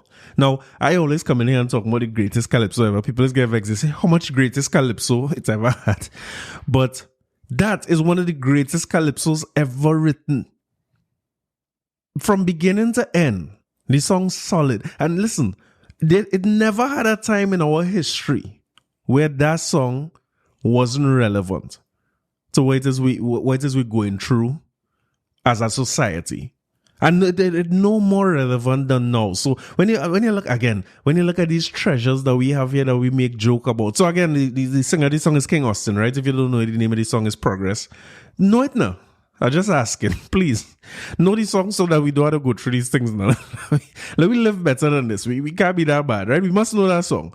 So again, so relevant and Winsford Devine contribution. Salute to you for your contributions to our culture and what we do and who we are. All right, anyway, what's happening this week? I was talking about this. I don't want to talk about this forklift thing too much, because my plan was to talk about the forklift, but I keep saying I had to stop sacrificing myself for the entertainment of this podcast. Because my first thought was, they say forklift man, so anybody who didn't see it, a guy was very upset for some reason, and he had a forklift, and he took the forklift to pickup. He picked up the pickup, and he dumped the pickup all over the place. And listen, he totally destroyed the van. And the security in whatever compound it was recording him. And the man let me known, record me if you want. I could buy 100 and then pick up tomorrow if I wanted. So salute to him, you know what I mean? It's so great. In these COVID times, it's nice that you could your bounty is so deep, your pocket's deep. You could go and buy multiple pickups, but and you know, one of the funny things about it is I see a man on social media. Social media comments is the greatest thing ever. You know, this had to be an MYOB page or one of them. And you know what my guys say? My guys say they mash up. Once it's on his property, he's safe. And I thinking, what? So that's the way it works. If I park my van on your property, you could just destroy my van and mash it up. Well, no less than I read through them comments. I see Fat Man in jail, well, arrested for destruction of property. And one story is that is a business and he and his family and them things. So Fat Man was upset and he think the forklift. And you know, one of the most dangerous things they have is a forklift tipping over and falling on somebody. And this forklift and the van, everything tumble over, and that man get up and walk off numb. And you know, he doing all this in a big white jersey and a rubber ding like he home. But anyway, the man get arrested for his part in, I guess, destruction of property or whatever it is. It's the most awkward picture you ever see. Fat Man. I don't know what. So one says a brother and a family thing, and the next one says horn he gets. So that was the horn man. And to be honest with you, I prefer that story. That's the horn he gets. So I don't care what they say about the next side. Or I don't care which one is true. I go in with he get horn and he mash up the horn man car. And I start to study now. When I come to talk here, I could talk about the most dotish thing I do when I get hot in my life. Well, I shouldn't say the most dotish thing. I should probably say the most dotish set of thing I do in life. And I have two people here, Stacy and her friend Andre. The name, if you listen to the episode with Stacy, they talk about Andre. That's her friend, right? I tried to ask them, I said, well, they come on now, and all they talk about the most dotish thing all they ever do when all they get hot. But apparently it's just me. I alone have to talk about the most of the dotish thing. And to be honest with you, I'm not talking about it. I have nothing to say about that. I am mum. I have too much of them stories in my time where I try to oppose people and fight people and things, and I'm more frightened than the people I'm trying to fight. But I'm not telling no more stories about that. Except one time at band camp, right? I find out a little story about somebody who it's a light story. It's nothing too major, but I was hurt in my heart, and I did not own a forklift or anything. And the man driving a little car, I pass and see the man car outside. Now, my first instinct is to ram this man car when I see it outside. But again, I cannot buy 100 van like homeboy. So while I had that thought come out my mind very, very fast. Because if I ram that, what I gonna do? I have to fix my car now. If anybody see me, I have to fix his car too. I can't afford to fix his car. I can't afford to fix my car. So I come up with a bright idea, right? That the girl I used to go by her all the time, and you know what I mean? This is young, like UE and school days. So I buy her all the time. She buy me all the time. And I decide that she used to be, you know, when women come by here, I don't want to say uninvited, right? She was very much invited, but she wasn't move-in type invited. But you know, when you don't let them move in kind of invitation, there's come with a little makeup bag and a little clothes and thing, and they hide it up. And any man who went through these things, nobody's thing. They hide up the makeup bag somewhere in between your things, and they hide up. It starts with a toothbrush, and in no time at all, they have one set of thing there. Well, boy, I come up with a bright idea to pack up all the things what she had by me. No, I had to drive back far to go, man. I had to drive back far to go home to get all these things, pack up all these things. Come back down the road, drive all the way back down with the things now. And here, you know, when I reach back down, the man still, my plan was really to just take back the things and tell her how I know the man was there and make her see and get back your things and we done, But when I reach back with the things and them, you know, the man still, but here now, my heart hurt me. You see that same clothes I carry to get back? I end up wiping my tears and all my snot in them same clothes. I bubble right down. I want to fling the thing and thing, right? And make a scene, but I remember the experience I had where the man could have beat me up in UE, right? So I say, you see me, not me again to go and confront no man in no place because me don't know what no man have. Especially, you know, in these days, they're talking about the FUL and gun license and all these kind of things. I don't know what the man have and what the man working with, but I know that I don't have nothing. So I just wipe up my tears and that same makeup bag, come back down the road and take my horn like normal. And you know, Fat Man, I don't talk to Fat Man serious. Because Fat Man clearly having a lot of money. If you could mash up a vehicle and throw it over and things like that, you're having a lot of money. And I'm thinking in this day and age where you have access to resources, and resources is so much needed across the country right now with everything that we talk about. And you know, I mean, you could go and spend your money and then get back a fresh venue. There's so many different things you could do that mash up. No, you end up locked up. For no good reason whatsoever. People all calling you one eye. I don't know why your hand looks so big in the picture. Maybe it's just optics, but you have a one eye like me. Have people calling you all kind of thing. Now you use a public figure. So you're a little now the difference with me and Fat Man is if I had gone and cause a scene there and get beat up and get arrested and thing, then everybody know I get on. But I was able to put my tail between my leg, wipe up my tears and my snot and all, and I driving and I crying. I can't even see the road coming back down the road. But because it was so well kept quiet, I could make back like normal and we go back. Nobody never know the man was sleeping there and all that thing. But clearly Fat Man didn't get her.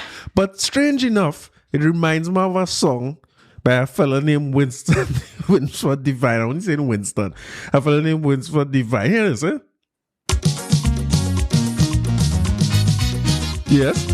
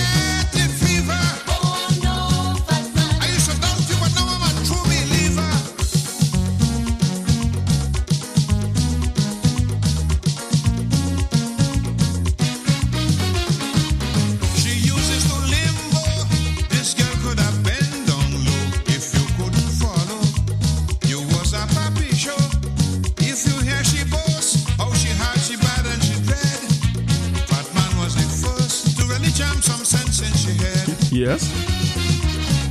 Fat man, Fat man are tired.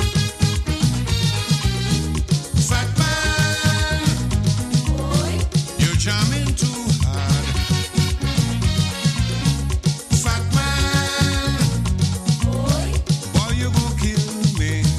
I just can't make me back will break. I didn't know you could wine so. Was my mistake, for heaven's sake. Fat man, I'm sorry. I can't take the pressure. Oh no, fat man. You're sweet. Like sugar. Oh no, fat man. Alright, so I'm done. Alright. I ain't done yet. One more, right? I see a little thing going around this week. No, I'm reading this just how I see it. The police was on patrol in Mahogany Trace, Diego Martin, and allegedly saw these two men having sex. One of the men is defined as Bobby. I don't know what is in this picture. Listen, I don't want to shame nobody. That's why I ain't putting this as the picture of the episode. You gotta look for this picture yourself. It's on Caribbean Highlights TNT Facebook page. They apparently, after curfew, Bobby and his friend was, you know what I mean? Found making love in the cemetery. I don't know. The man was in their car. It was after the curfew hours up in Dago. But the thing about making it funny, happy Pride to everybody again, right? But Bobby, why is too early in all your pajamas? The two men in their pajama, you know them long time pajamas where you could just slide the boy out, you know, to do so much of work, and no zip and thing. It boy could just come out, two of them in the pajamas, and them men have one big chain and the full work. I wonder why police do this. Why when the police arresting you is not enough? You got arrested already. You're doing the wrong thing. You're breaking curfew. I don't know. It have any rule against taking all ones in your car? That is public indecency or something like that? Or I wonder if the only rule they get catch breaking is the curfew. Because if they get catch breaking the curfew, right? I shouldn't say breaking. If they get catch outside of the curfew, right? They really shouldn't. What is the need to say what they was doing in the car? They was just outside during curfew hours, you know what I mean? Why you had to put them up? And why is these grown men in pajamas, these grown gangsters, why are they wearing pajamas? These men have on the big chain and everything. What is shit? And I don't understand why. I don't know which one is Bobby, yeah? But one of them very much powder down. You know, some people like their girls powder down. So maybe that's what Bobby like, girls powder down. But why they had to put the two men having sex in the car? They could have just leave this information out. But it's funny as hell. Caribbean Highlights TNT, you could go and find it there. But it reminds me of a song by the great Winsford Joker Devine. Right? As I say, it's Pride Month, you know. So here it is.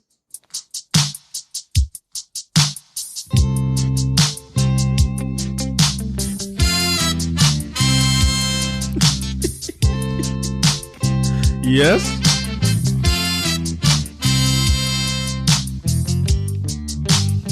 Bobby. People always want to know, Sparrow, which is your favorite song? I really can't tell you that. Oh no, it's Bobby's favorite song. I know for sure is that whenever I sing this one, it always tends to generate a lot of excitement. Yes, excitement. People seem to go real crazy. Yeah. The women go wild with laughter. Bobby too. And the men with the mustache always pull aside and blush. Big city guys. Look at that fella with the mustache there.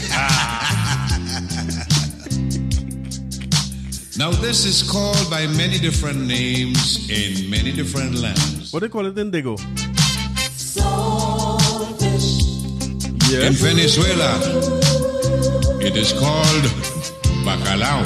We need very many here, Bobby. Martinique, Guadeloupe, Saint Lucia, Dominica, La Moui. Right? And in Mahogany Trace. Now back home, we call it simply saltfish. Yeah.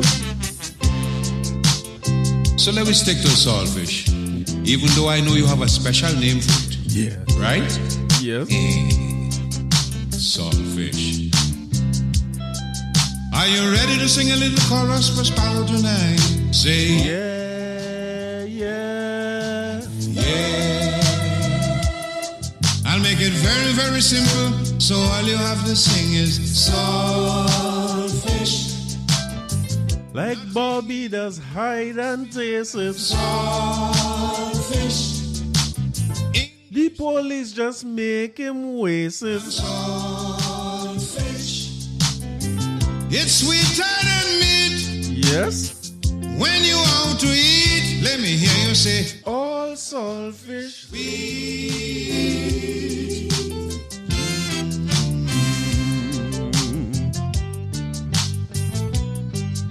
Saltfish stew Yes. is It's what I like. So Bobby, You must give me day and night. I like your food, so don't find me rude. Is my favorite. I show every man in here already eat it. Saltfish. I breaking curfew to get my Saltfish.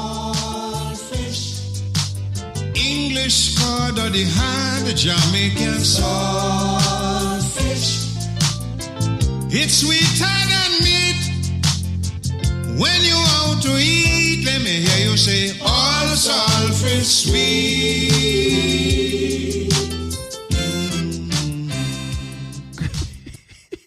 I tell you, the man writes all kind of songs. Wherever is your favorite song, the man writes all right. Okay, real quick, let me talk some entertainment, right? Some things to watch on TV.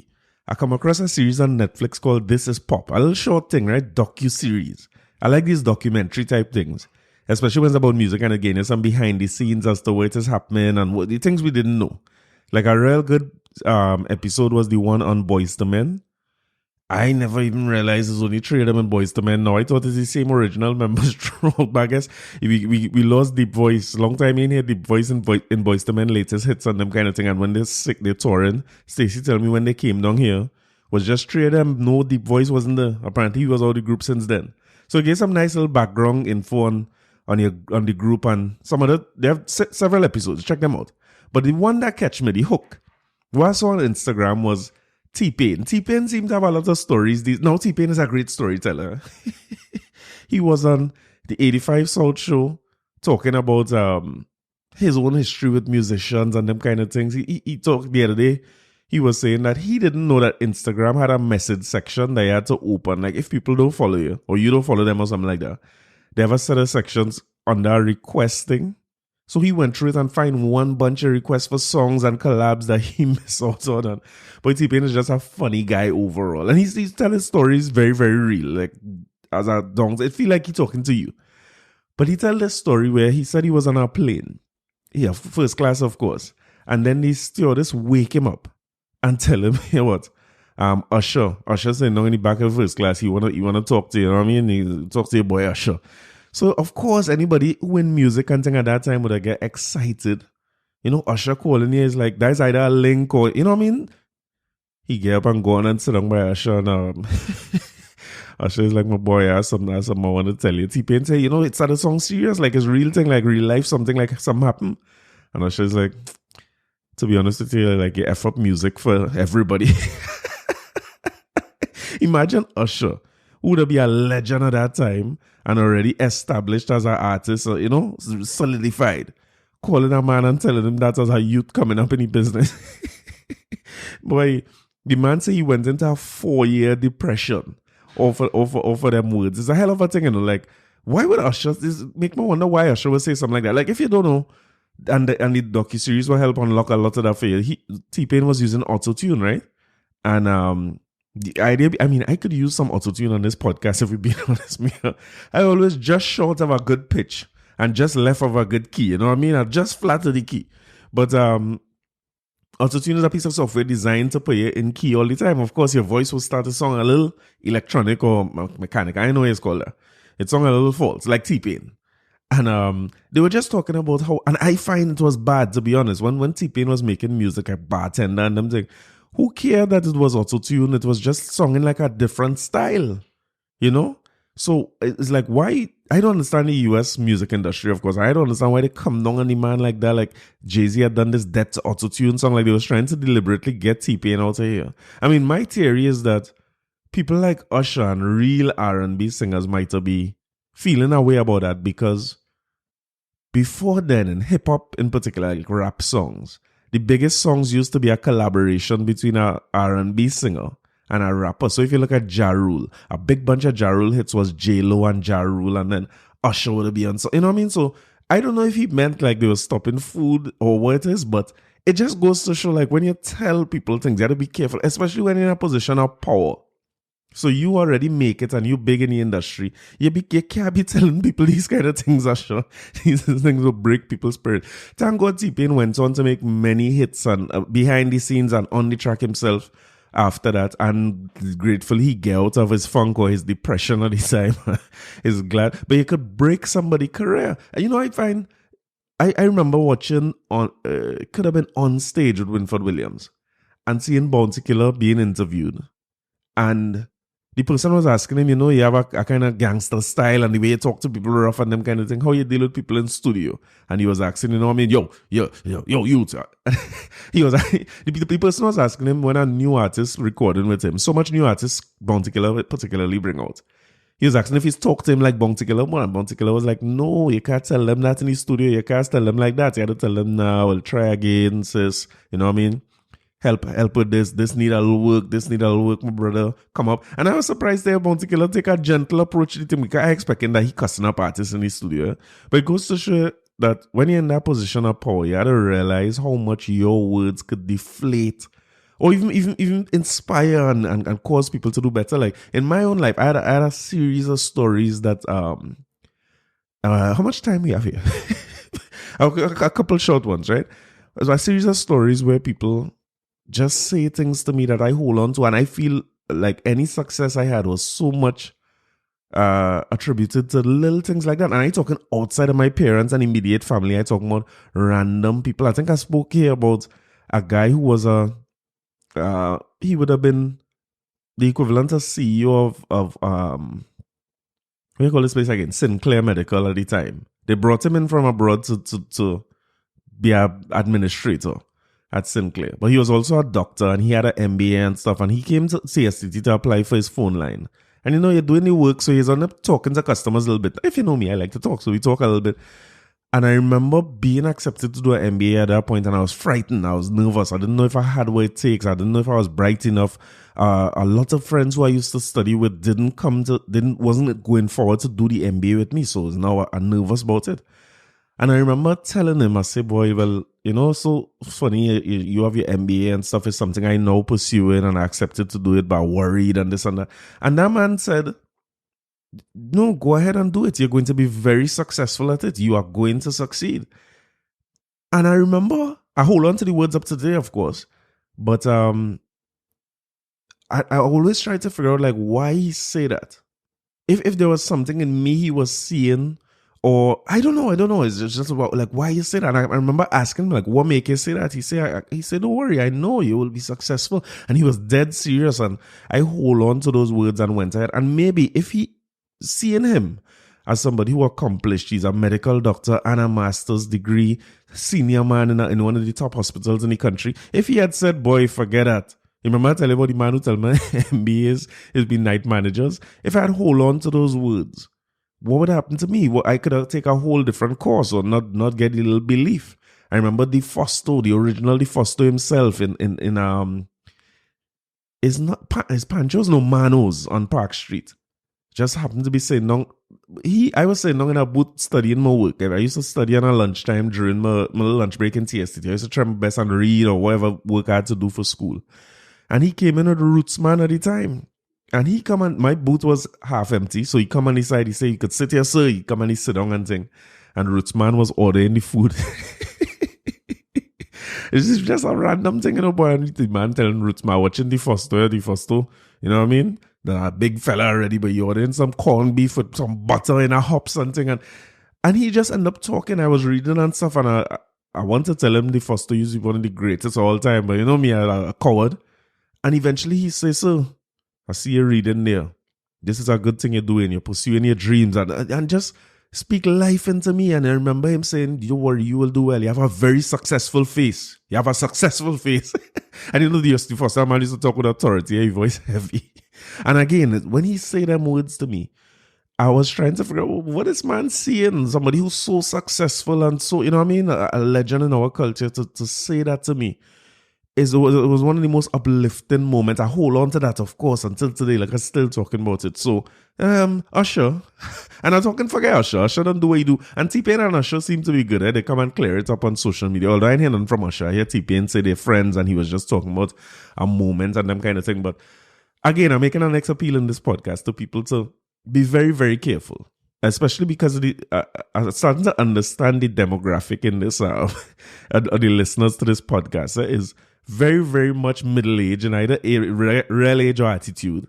But successful people who have done a lot in life, who hold professional positions and have careers and have children and families. Folks, let me watch the words we say into people. Let me be careful. Let me try and speak like, especially into youths or people who less powerful than you, whether it's on the job you're on. And you know, some bosses like to talk down to people and make people, no, we don't make people feel bad. These times done hard enough already. Let me be conscious of the things we're saying and how depressed somebody could be for 4 years, like TPain, somebody who is enormously successful. Let me don't talk people out of their blessings and their success. Rather, let me say the words that will help boost them up and build them. And my grandmother always used to tell me that, you know, she used to say words are strong. And you know me, I like old talk. So every time I'm making bad joke and things, she used to say, Corey, words are strong. So coincidentally, there's a writer in Trinidad and Tobago by the name of Winsford Devine who wrote a song about words.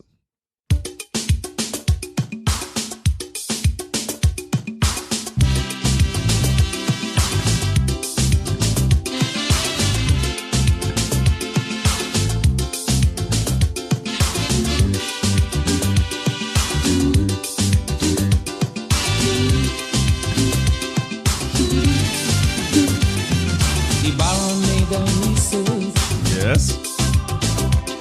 On words and its approach. Detrimental factors of life is only hatred and strife. It's killing out mankind's soul, exempting them from this world and putting you in a fix. So that man can be realistic. Hear what the man say.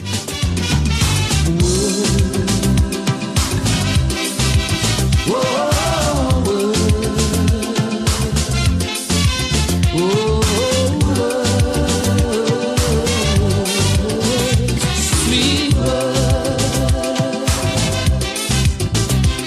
Because words is envy and words is strife. Words is hope and words is life. Words can make you do anything.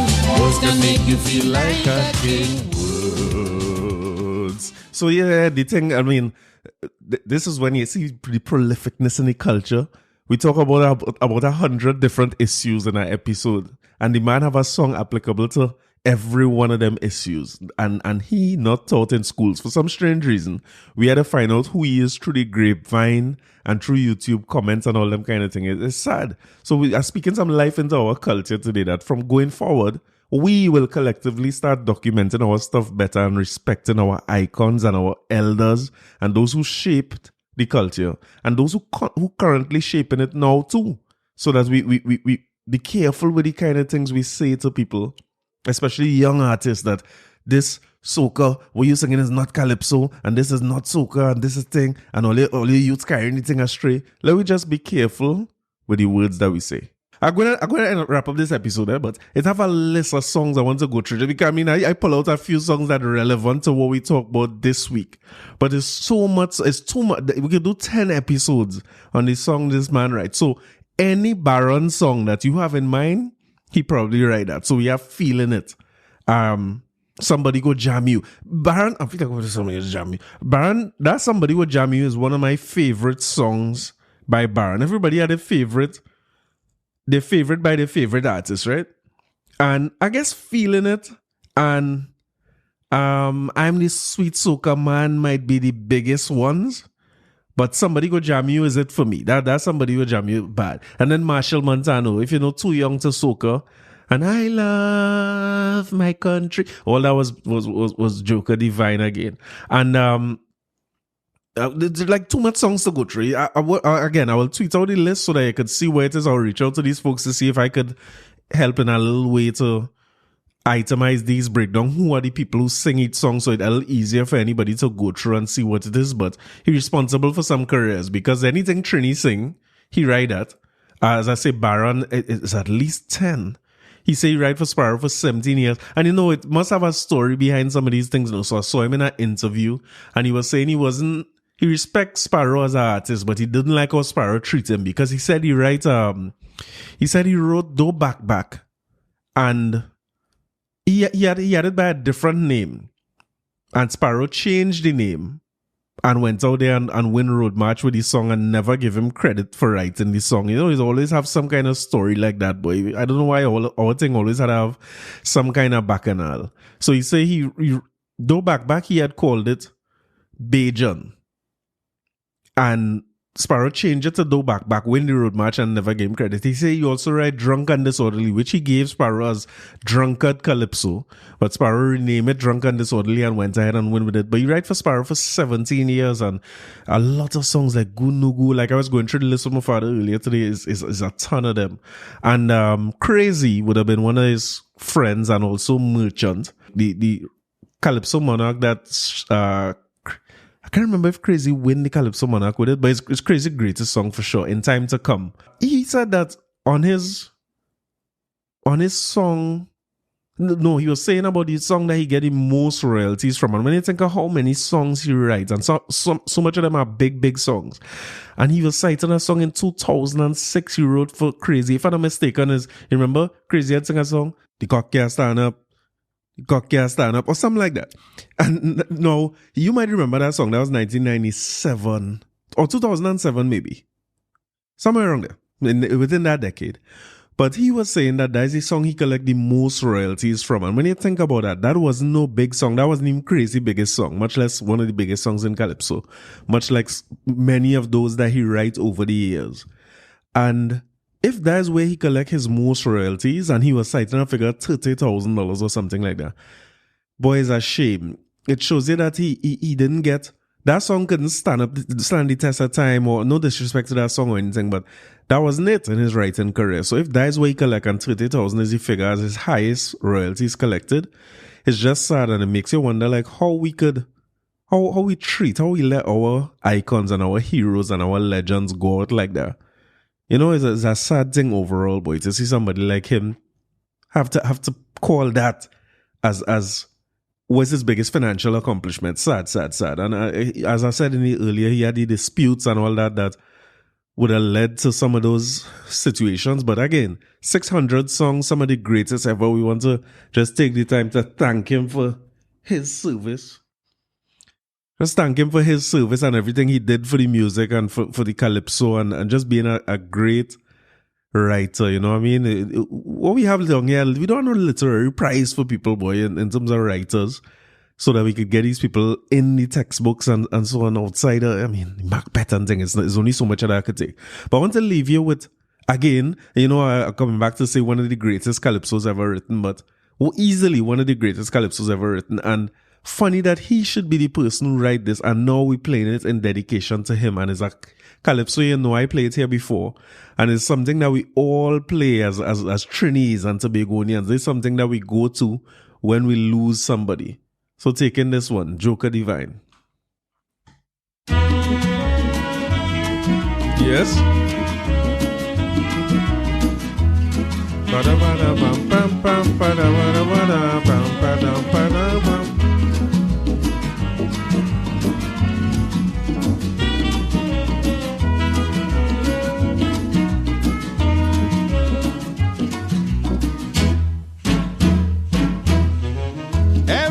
Somebody dear, give us cause to shed a tear and mourn, for they are gone. Now all that's left is a faint memory, based on the theme of a strange melody. Still, we must think of them and recall their image with pride. telling people from deep inside. This is dedicated to those who died. Oh, Joker, I'll always remember jumping when I feel band pass, playing mass, sugary, peppery. He was never ever one for glass. oh, Joker, Wherever you are, compare just for you. are we gonna get them real thunder this year? Only I can't stop this, you know. You had to take in this one to the end.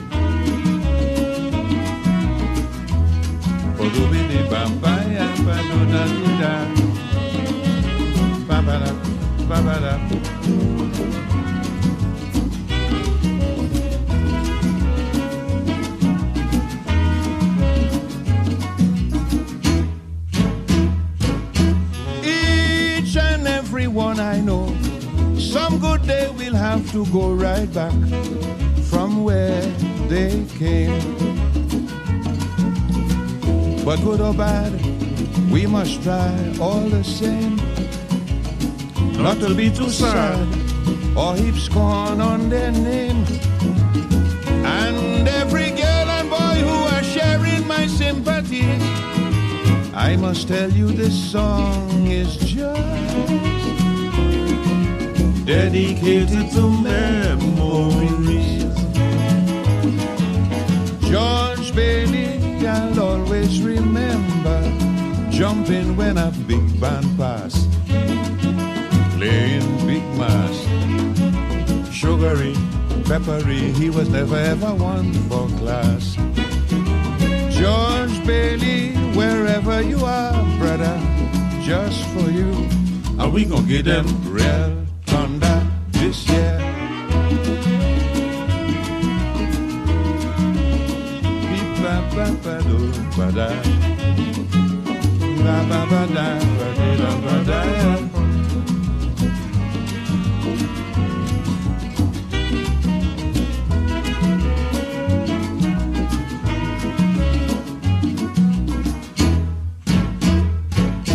How many have known a friend playing mass down to the end? Who will never again? And though we play Now and then thoughts may stray to that dear one who has since passed away. So for this carnival, while you're jumping up, take a break. Try and take in this song I made, which is to remember for old time's sake. Rudolph Charles, I'll always remember jumping when the steel band passed, playing mass, sugary, peppery. He was never ever one for class. Yeah, Rudy, wherever you are, compare just for you. Are we gonna get them real thunder this year?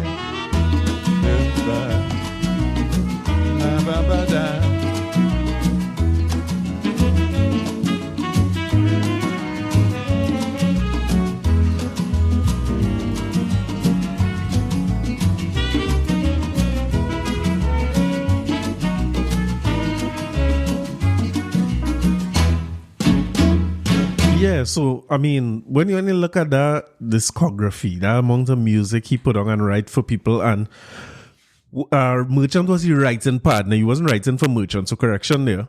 But and also the song that he got the most royalties from in 2007, it was Cocky Stand Up. If you remember that song, Crazy Singing, that couldn't possibly be the biggest song he sang by any stretch of the imagination. So it's sad when you think about it, where that is where he was getting his most money from. He was citing an article as saying he get $30,000 from that. I mean, somebody like that mean too much to the culture and would have helped shape too many artists and too many artists' career and some of the most iconic songs in our culture to end up in a situation like that. But I mean, this episode is dedicated to him, livelicated to that guy, right? And We just want to thank him collectively for what he has done for the culture, and so much of his creations will stand up over time. And again, anybody who listening to this who have some say over literature and things, stop teaching children Macbeth now. Let me learn about the writing style of our own legends, you know what I mean? So that when 20 years later, when Michael C. Jordan decides to pick up some line from his song, we know it already and we could defend it, and we know the value of it and what it's worth, so that even what he didn't collect while he was still here, his legacy remain and his family could collect, and we could appreciate as a country and benefit from it overall. So, the great Winsford Joker Devine. Keep that in mind, right? Until next week. Bye.